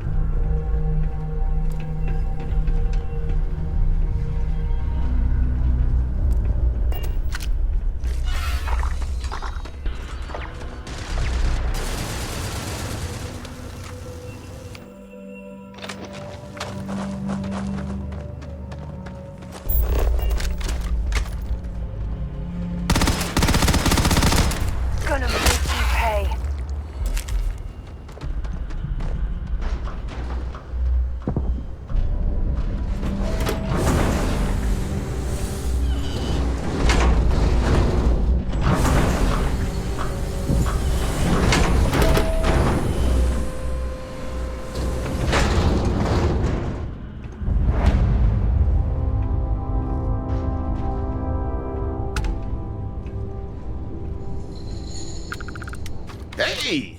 New model on the floor. Welcome to the one-of-a-kind. Refuge and rest home for the hardest scrappers anywhere. Name's Jill. Proprietor. So formal. The pleasure's all mine, my good man. Angelo Alonso, at your service.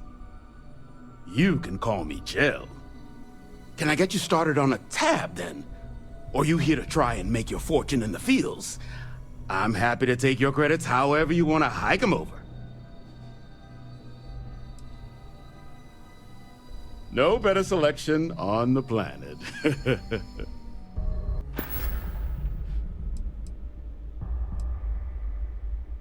It's kind of an inside joke. Other than the fact that we're the only place out here, the mechs we harvest, they're primarily from a group known as the 1st Cavalry. Their unit was deployed to break the deadlock on this world during the Colony War. Almost succeeded too, but as you can probably guess, it didn't ultimately work. Left us plenty of scrap to build with though, so we thought it'd be funny to dedicate this place to the folks that made it possible.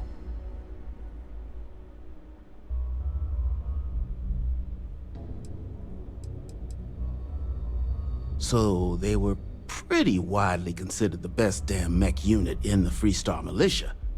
Maybe the galaxy. Their leader? Major Paxton Hull. They say he was some kind of tactical genius. Whole damn war, he always seemed to be just one step ahead of the UC. But all that changed here on Niira. The fighting was brutal, apparently. Between the aliens and the UC defenses, most of the 1st Cav was wiped out. They say Hull snapped, that he couldn't handle the loss of so many good soldiers. When the ceasefire order finally came, he ignored it. Said he was too close to victory, and didn't want his people's lives to be sacrificed for nothing. So they court-martialed Hull and the other survivors of the 1st, locked them all up, and that was that. Lots of money to be made on mech scrap if you know where to look. And I just happen to sell a guide that'll show you the best spots to get started. Couple of words of warning, though. As you may have put together, Niira's more dangerous than a cellophane airlock. And it's not just the environment that'll kill you. UC brought xeno-weapons here during the Colony War, and more than a few decided to put down roots. Sirens are the ones you really need to watch out for. You've also got the unauthorized scrappers, Ecliptic being the worst of the bunch. Kill you for looking at them wrong. Luckily, we sell a wide array of problem solvers in various colors and calibers. Any Niira scrapping expedition starts by checking my stock.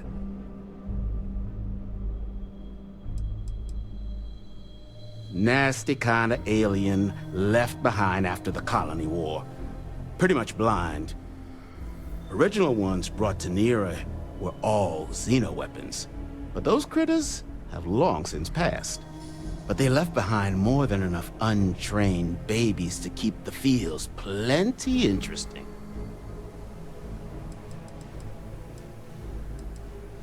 Ecliptic are the meanest damn soldiers of fortune in the galaxy. Make the Crimson Fleet seem polite by comparison. You stumble across any out there, you back away slowly, or get ready to kill every last one of them. Kaiser? No bot around here with that tag. Oh, unless you mean Captain Ahab? At least, that's what we've all been calling him. No clue what his actual designation is, since he's got some sort of security protocol that prevents inquiries and general chit-chat. But he's a combat bot, right? Yeah, that machine's been out there a while now, hunting this one siren.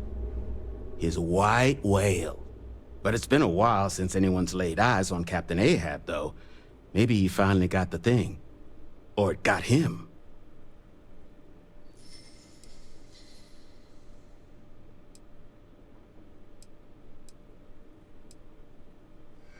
Nasty kind of alien left behind after the Colony War. Original ones, but they left behind. Moby Dick? Old Earth story about one Captain Ahab chasing some big fish that's bound to get him killed? No? We all thought the name was a good fit since our bot friend was so damn busy chasing that siren of his. Quality slate, too. Think I got a copy for sale if you want to give it a look.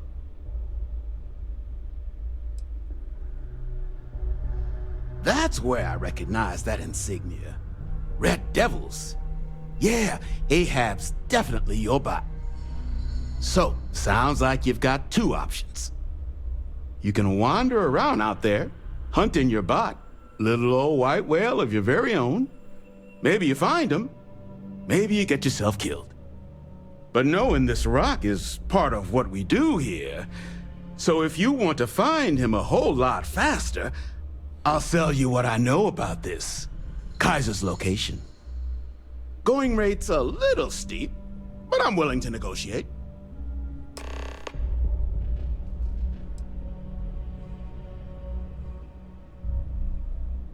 I'm listening.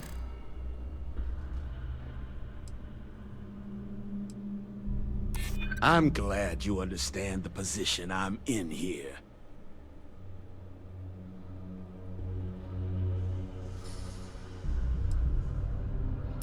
I do understand.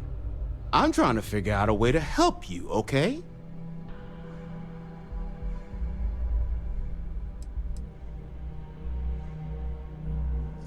Hard to argue with that.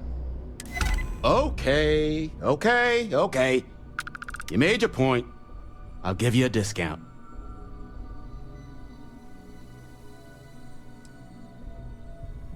I mean, great for him, but that won't keep acetylene in our tanks. And honestly, would you be able to tell if a Terrormorph was attacking outside? Sorry.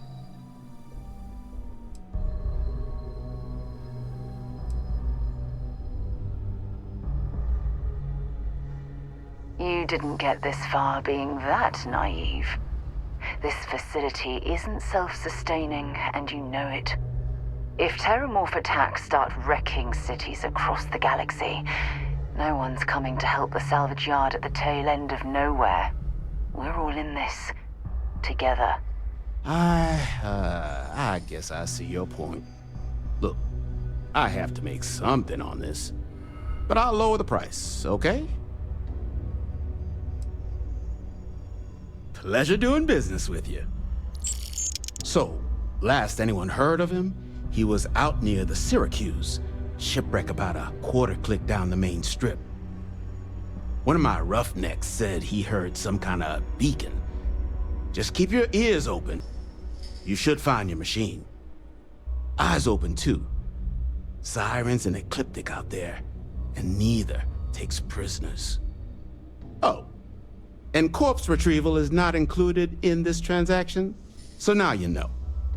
Give Ahab a Kaiser our best. In need of materials? Or just here to have a drink and enjoy the views?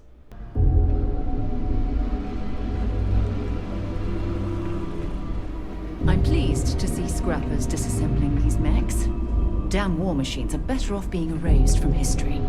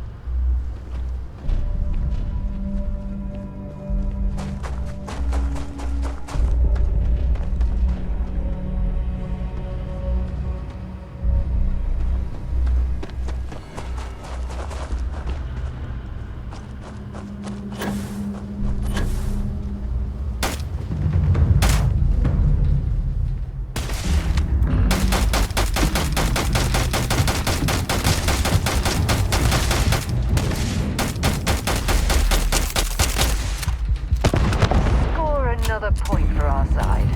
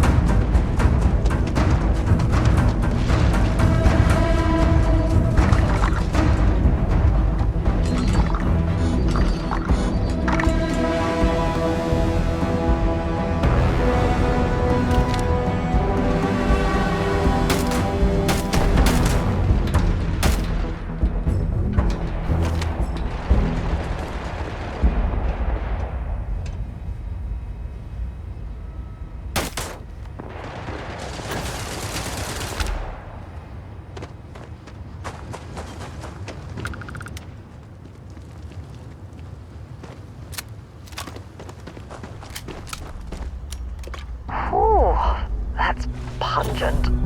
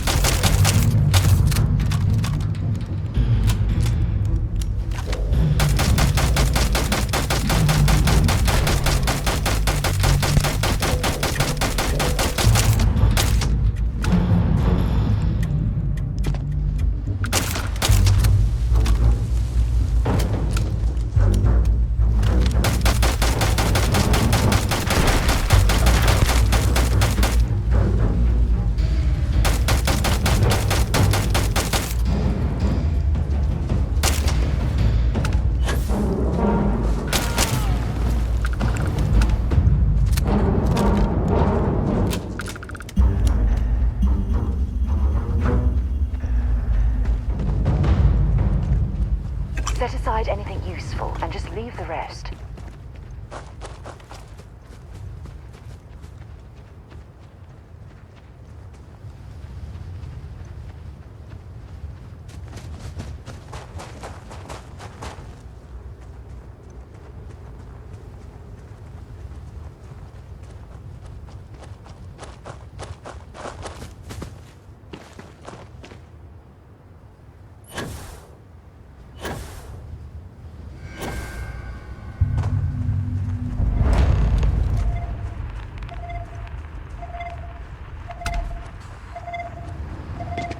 So many lives lost when these UC ships were destroyed. Brings back painful memories.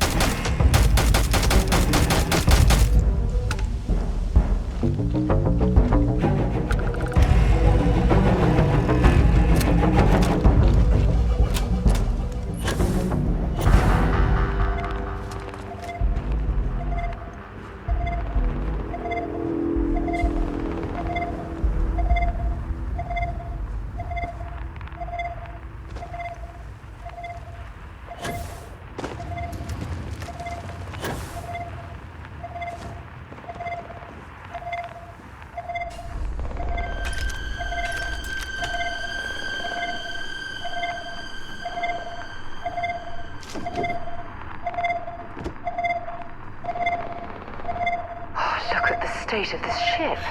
It's as though it's been picked apart from the inside out. Destroy infestation. Biological contamination. Eliminated. Password required. Voice controls unlocked. Attempting to resume. Attempting to error. Power level insufficient. Battery required. Type microcell. Inquire at salvage yard. Power levels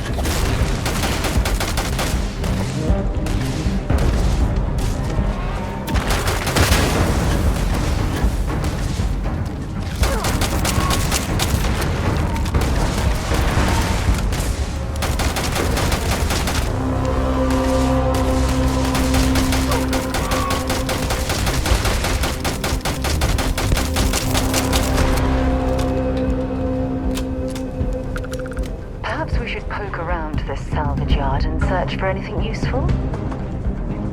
Oh, now I've lost my appetite.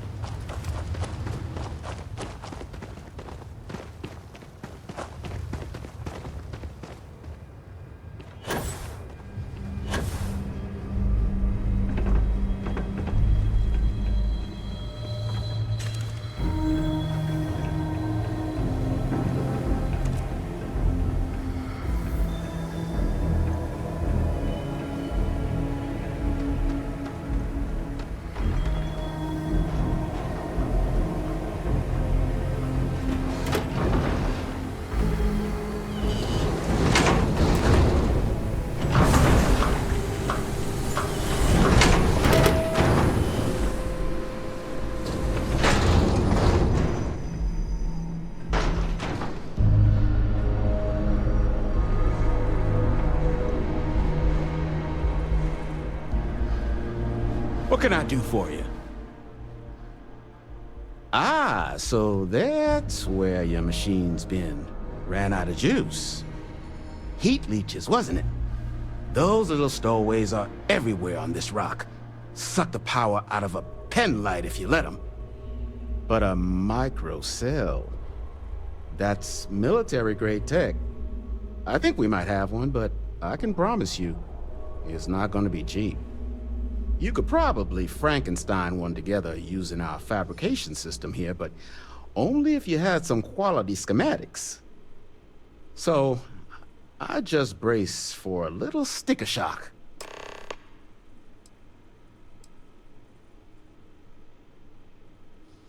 Wouldn't have lasted real long here, doing what we do without a top-notch fabrication system. So long as you've got the specs, it should be able to handle making you a microcell. But finding materials up to the task, you're likely going to be sifting through quite a few mech hulks out there to find what you need. Though, if you think you can actually manage something like that, I'm willing to make you a deal. I'll point you towards the juiciest harvest sites. Spots where you should be able to find quality parts. But in return, any excess materials you collect, you sell to me, all right? Save us from risking our necks on another run out there. What do you say?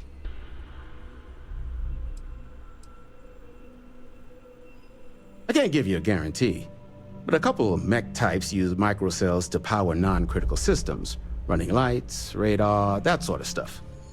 All the intact microcells will be long gone, too valuable, but the parts to make one, much better chance those are still lying around. So what do you say? Sell me what you don't need, and I'll tell you where to look. Then let me just mark those collection points. Watch yourself out there.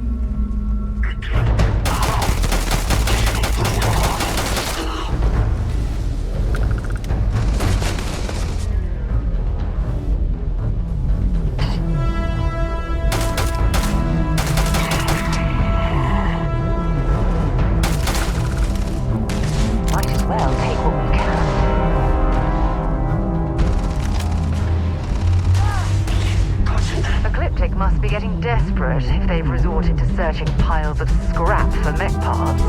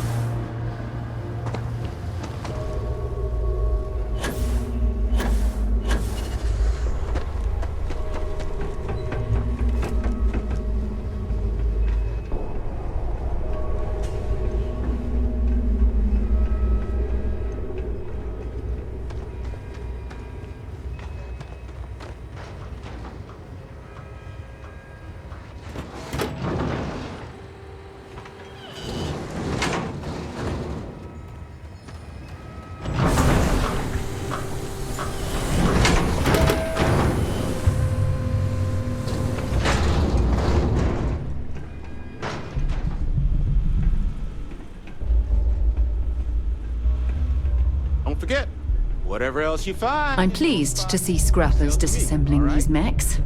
Damn war machines are better off being erased from history.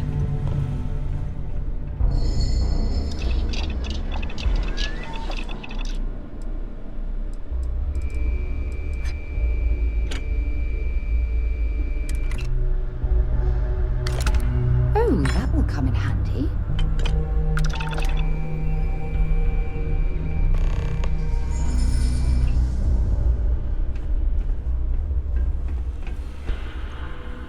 In need of materials? Or just here to have a drink and enjoy the views? I'm sure you've seen them. They're everywhere. Little worms that nest on electronics or sneak into ship engines and suck the juice from them. Big ports like New Atlantis usually have someone whose job it is to pull them out of docked ships. But since it's just us here, the little bastards have pretty much free reign outside the salvage yard. I'm listening.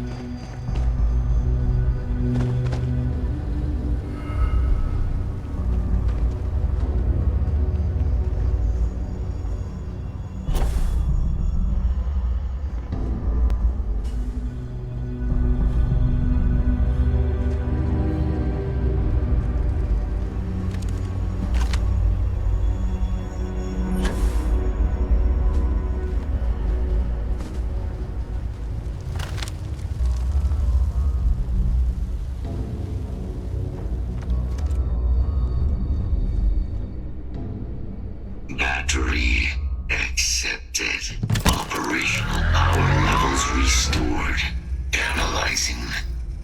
Residual damage detected. Impact shielding. Visual systems. Damage within acceptable limits. Thank you for your aid. I must resume my mission. Please step aside.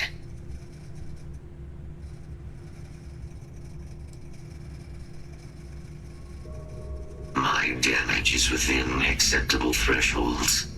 I have done more with less. Although previous attempts to disarm the weapon have been unsuccessful, additional support may allow me to complete my active mission more quickly, allowing me to leave this place.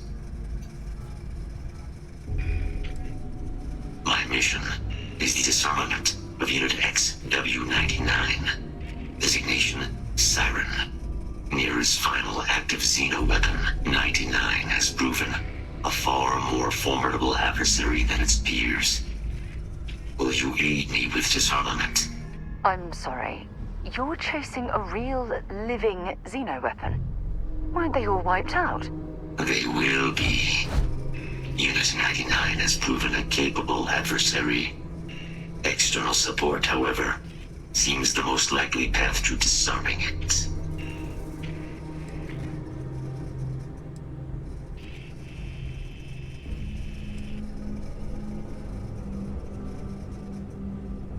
During the Colony War, handling of Unit 99 and its peers were among my personal duties. Deploy Unit 99. Defend Unit 99 against hostile forces. But above all, ensure Unit 99 was never used against non-combatants.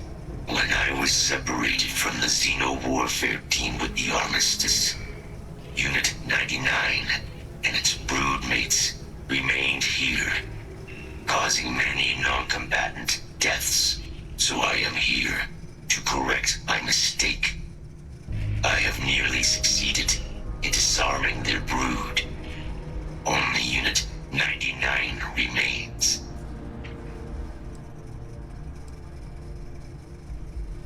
Correct. Unit 99 is a Siren, a deadly biological specimen deployed to Niira during the Colony War. Engineered for combat efficiency, execution of said specimens is the standard method of Xeno weapon disarmament.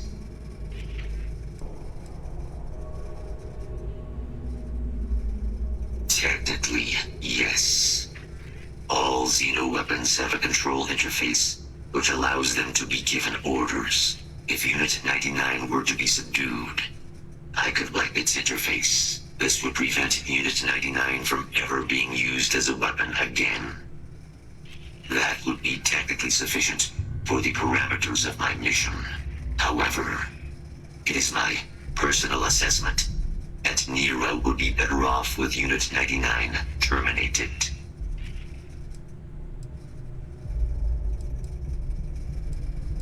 Species designation, Secusa lantanus. Top speed, 78 kilometers per hour. Confirmed kills, 107.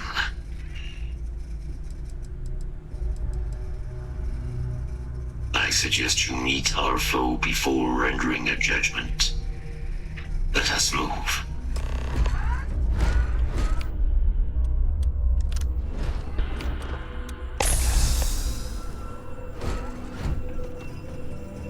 Mind your step. As you have no doubt witnessed, this region can be hazardous to organics.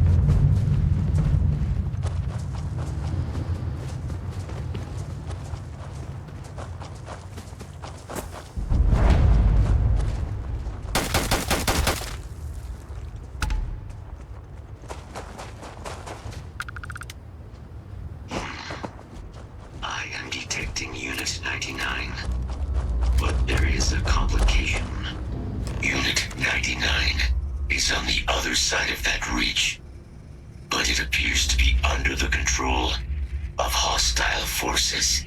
Sensors suggest Ecliptic, a mercenary company like Ecliptic, would only want Unit 99 to utilize it as a weapon.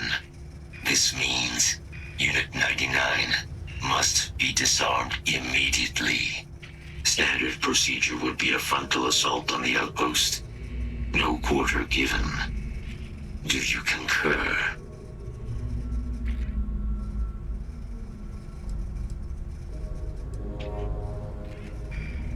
If these mercenaries were able to decipher a method to access Unit 99's control interface, it would allow them to deploy the weapon. This must be prevented at all costs.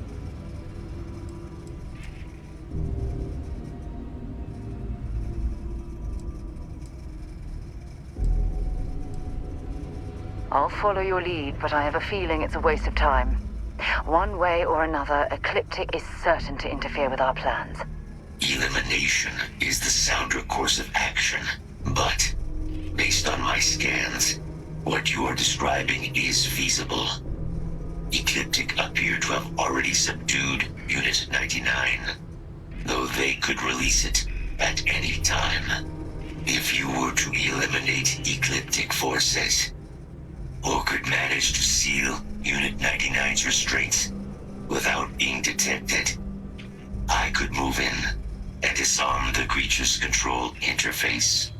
Such an approach would require no small bit of guile or stealth, neither of which are within my operational capacity.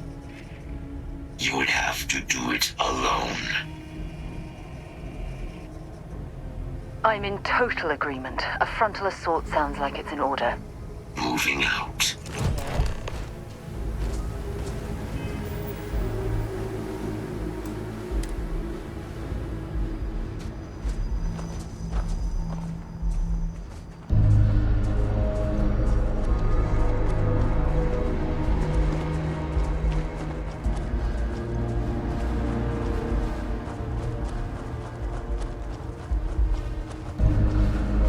Search protocols triggered. Beginning the scan.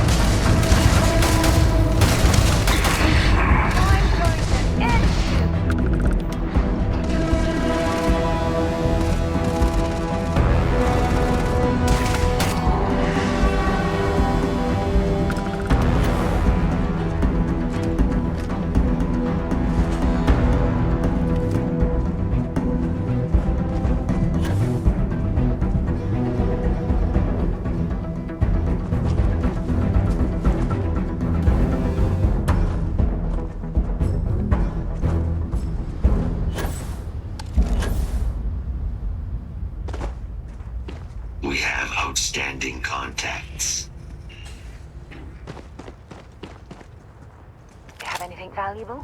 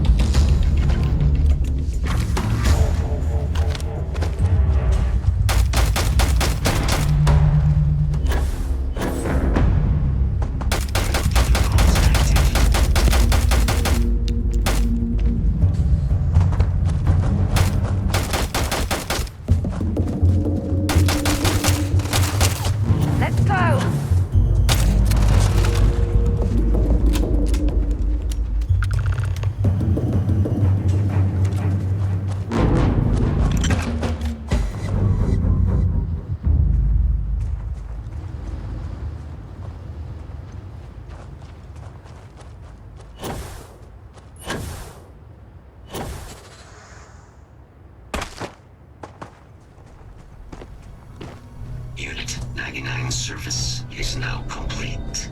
Mine, however, continues. Our work here is finished. Now, what is this mission that requires my expertise?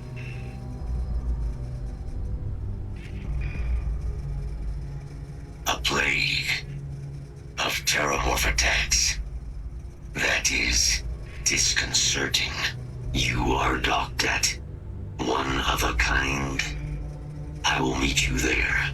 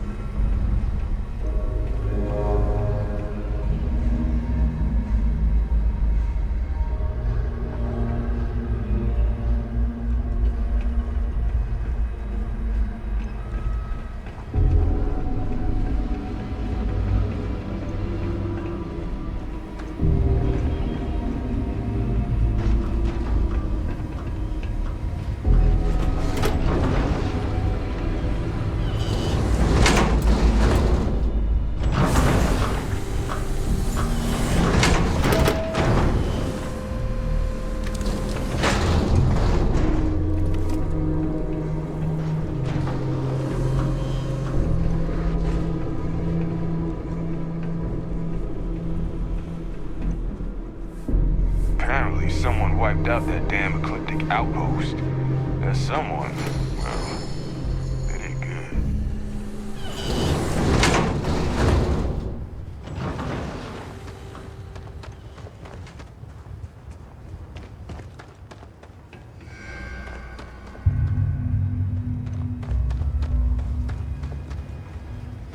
Do not worry. I will be prepared to lift off.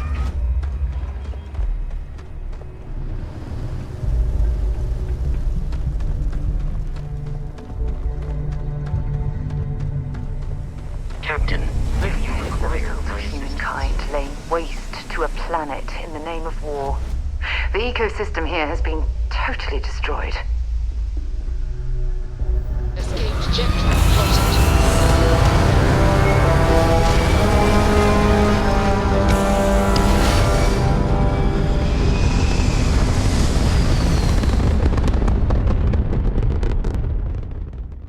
Looks peaceful from up here, doesn't it?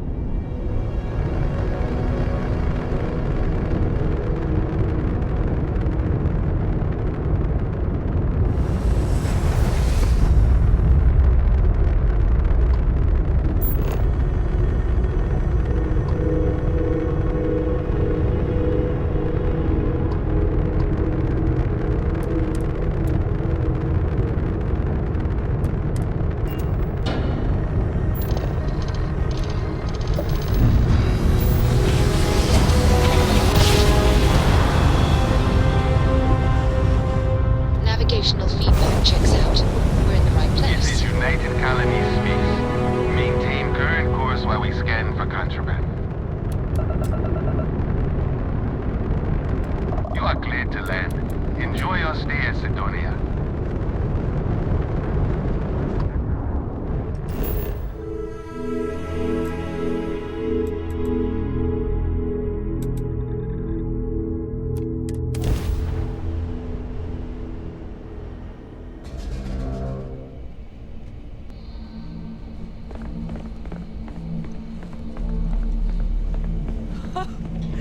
I can't believe it.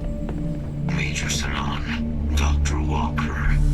You're in better shape than I expected, Kaiser. Shouldn't take us long to get you back up to full fighting capacity. This is good to hear. I was told there was a new threat on the horizon. I wish to learn more. Percival will give you the full story. Plus, get you dressed for the occasion. Occasion? Where are we going? Londinion. Londinion. Doctor, I will require additional armaments. That's the plan. Come on. Captain, you're with me. Time to walk you through what we came up with. You're carrying too many odds and ends. They can be anywhere. Meaning us finding and disposing of them ourselves isn't an option. But what if we could let something else do the work for us? Come on. I'll walk you through what we're thinking. Howdy. You remember that creature we talked about before you went to Niira? The thing that eats terrormorphs, the Aceles?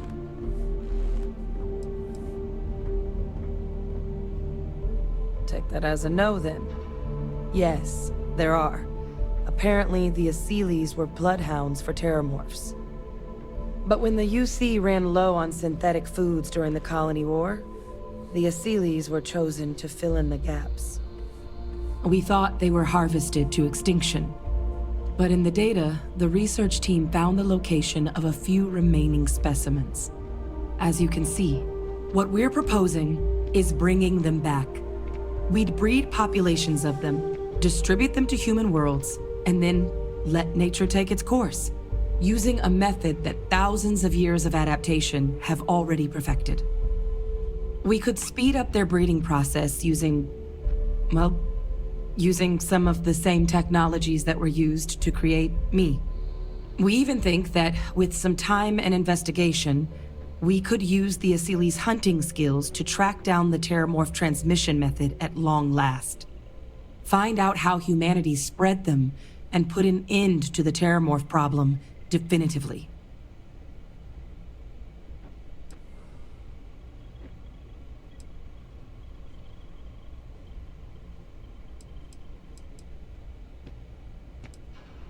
If you pick a fight with one, or you're a Terrormorph, sure. But Aceles were already spread across the galaxy once before during the Colony War. As livestock, they're far less of a danger than the one we're proposing to clean up.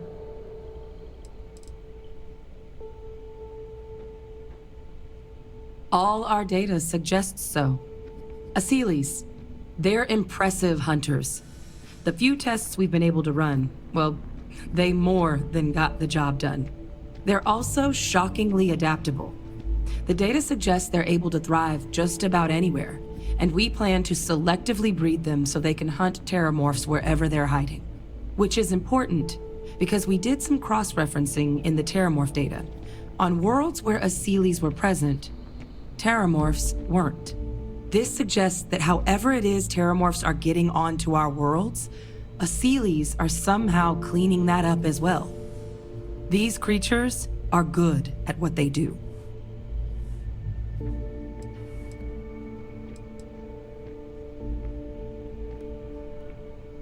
I really think it could.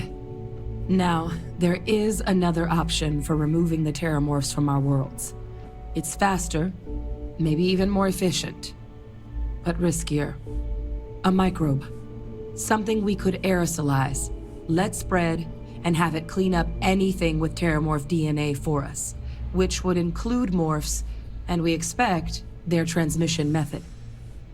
It'd still take time to build, test, and distribute, but no other method could hold a candle to it when it comes to sheer efficiency. Not even the Aceles.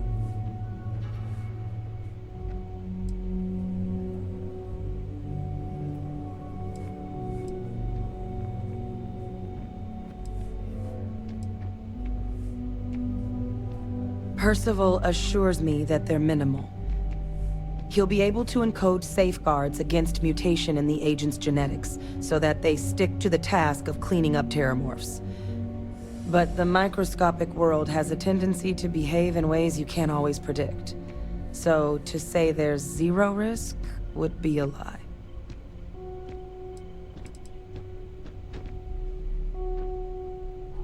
Well, that's still not 100%. But it sounds like the Vanguard will actually be picking up a fair bit of it.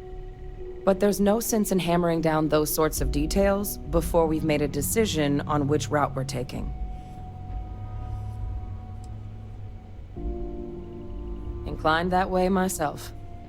With either path, though, we're looking at a long-term commitment. Years of work. Even just getting these plans off the ground is going to take time. And all routes are going to require some highly specific materials to make things work. Terrormorph cell lines we can breed quickly and consistently to test on. Aceles gene samples we can use to rebuild their bloodlines. Or sharpen our microbes' tracking skills. Not the sort of things any labs just got lying around. But we think we found a lead. One place in the known galaxy where we know we should be able to find all the materials we need. All paths lead to Londinion.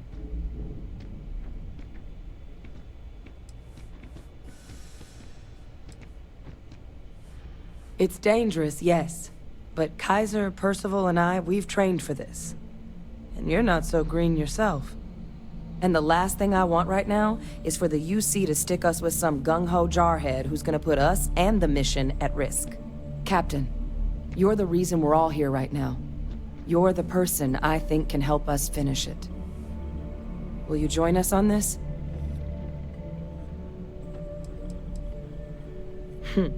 It's certainly not encouraged, but the UC's given their sign-off for this excursion. This trip is all above board. It was the central hub for Aceles processing during the Colony War. But, and this part's exciting, the Terrormorph data suggests Aceles were first found there. The planet it's on, Toliman 2, was their homeworld. Meaning, there's a very good chance their prey, the Terrormorphs, came from that same world. Which would also explain why no one ever suspected that planet as the Terrormorph source world. The Aceles were too damn effective at cleaning them up.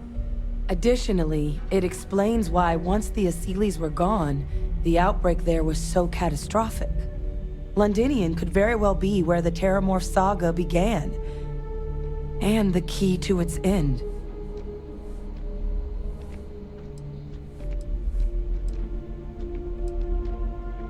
Exactly what I was hoping to hear. Now, the UC has a small operating base on Londinion's outskirts. We're cleared for access, but we'll need to check in with the base commander, Sarah Hatoum, when we touch down. I'm gonna help Percival and Kaiser prep, but once that's done, we'll rendezvous with you there. But you need to know, Londinion, it belongs to the Terrormorphs. They'll have anti-Xeno gear for us at the base, but I'd make sure you've got your favorite arms on hand.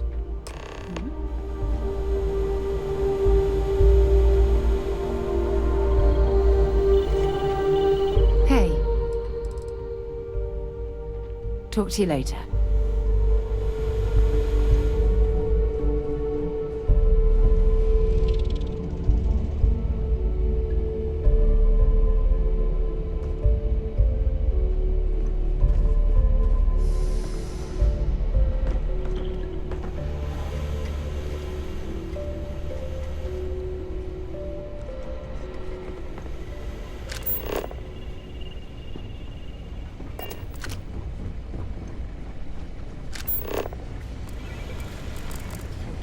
This is quite an impressive research facility. When it comes to the study of the Terrormorph, the Red Devils are sparing no expense.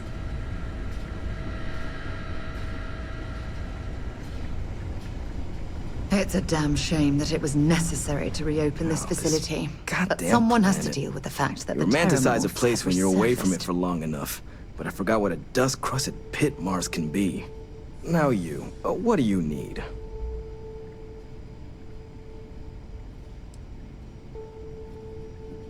Oh, that's you then. I was informed we might be working together. Don't much care for Vanguard. But sounds like you two really got into the thick of it back in New Atlantis. My sister's kids live in the city. So, thank you for what you did there.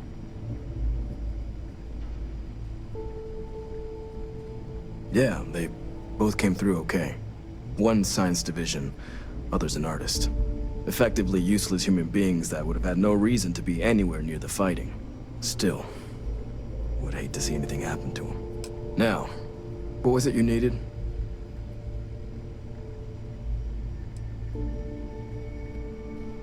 That's correct. Ran logistics for the Devils for years before getting the assignment here. Military logistics isn't usually thrilling work, but as bone-crushingly exhausting as this job could be, it sure as hell was never dull. Coordinating habitats for nightmares from the far side of Lantana 8B and their favorite breathing snack foods? Sure, why not? Stocking the UC for a rancher who's got 2,000 grade A kilos of biomass he can ship to Mars per week? We call days like that Tuesday. So when I heard things might be opening up again, I put in for my transfer immediately. If anyone can pull off something as downright lunatic as that, it's these people. And I'll make sure they've got all the supplies they might need to make it a reality. Everything up to spec.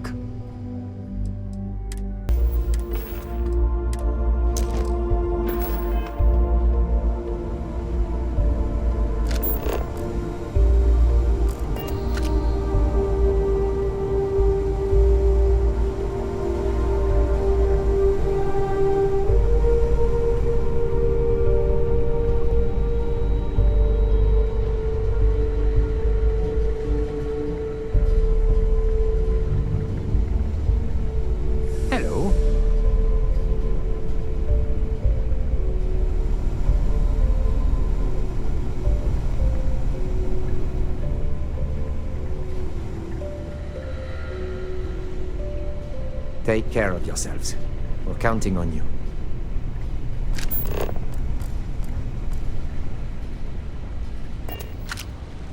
Excuse me? I'll give Major Sanon this. She doesn't think small.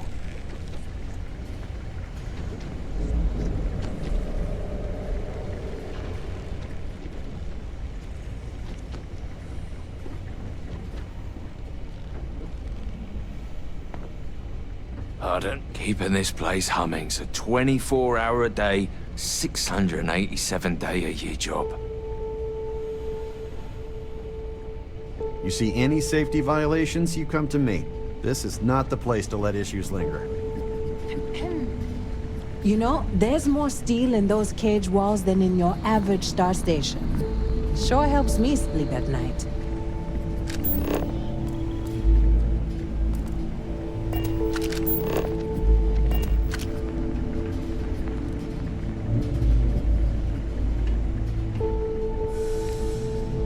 mission like this, you want to bring out the big guns. We will rendezvous at Londinion.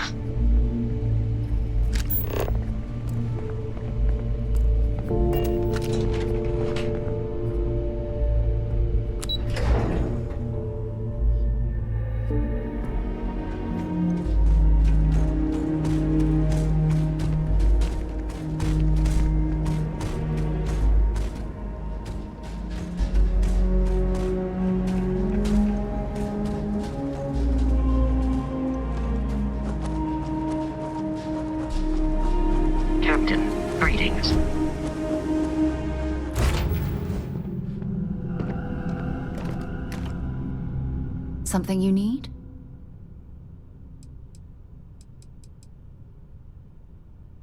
Ask whatever you'd like. My parents considered themselves to be enlightened, but their lives were so busy they rarely pursued their beliefs. By the time I was old enough to start questioning these things, the idea of following any organized religion was almost an afterthought. It's not that I don't want to believe in anything, it's that my scientific mind is often at odds with my spiritual center. Having been out there, in the Starfield, seeing all those magnificent wonders with my own eyes, I need answers, not religious theory. I'm sorry if that disappoints you, but don't worry. While we're on this journey together, I fully intend to respect your religious beliefs. You mean apart from being the chair of Constellation for the past 5 years? Well, let's see. I pride myself with my aptitude for astrodynamics, calculating optimal trajectories for grav jumping. That's been quite useful in the past.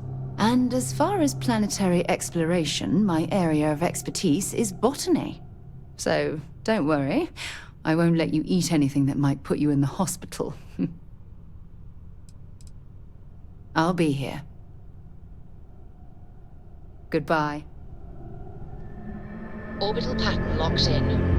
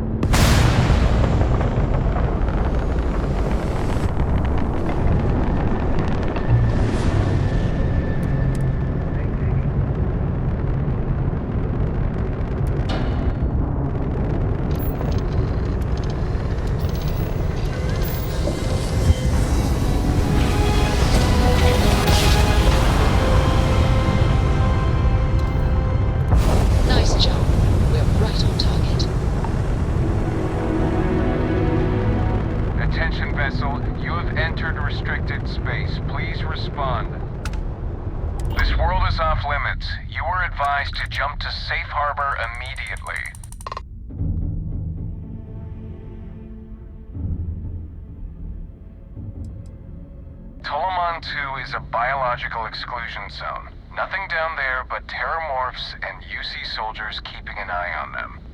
Best course of action is to leave while you're still able.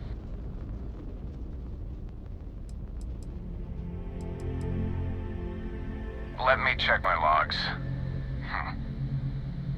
Alright, you can proceed. We'll let them know you're on your way down.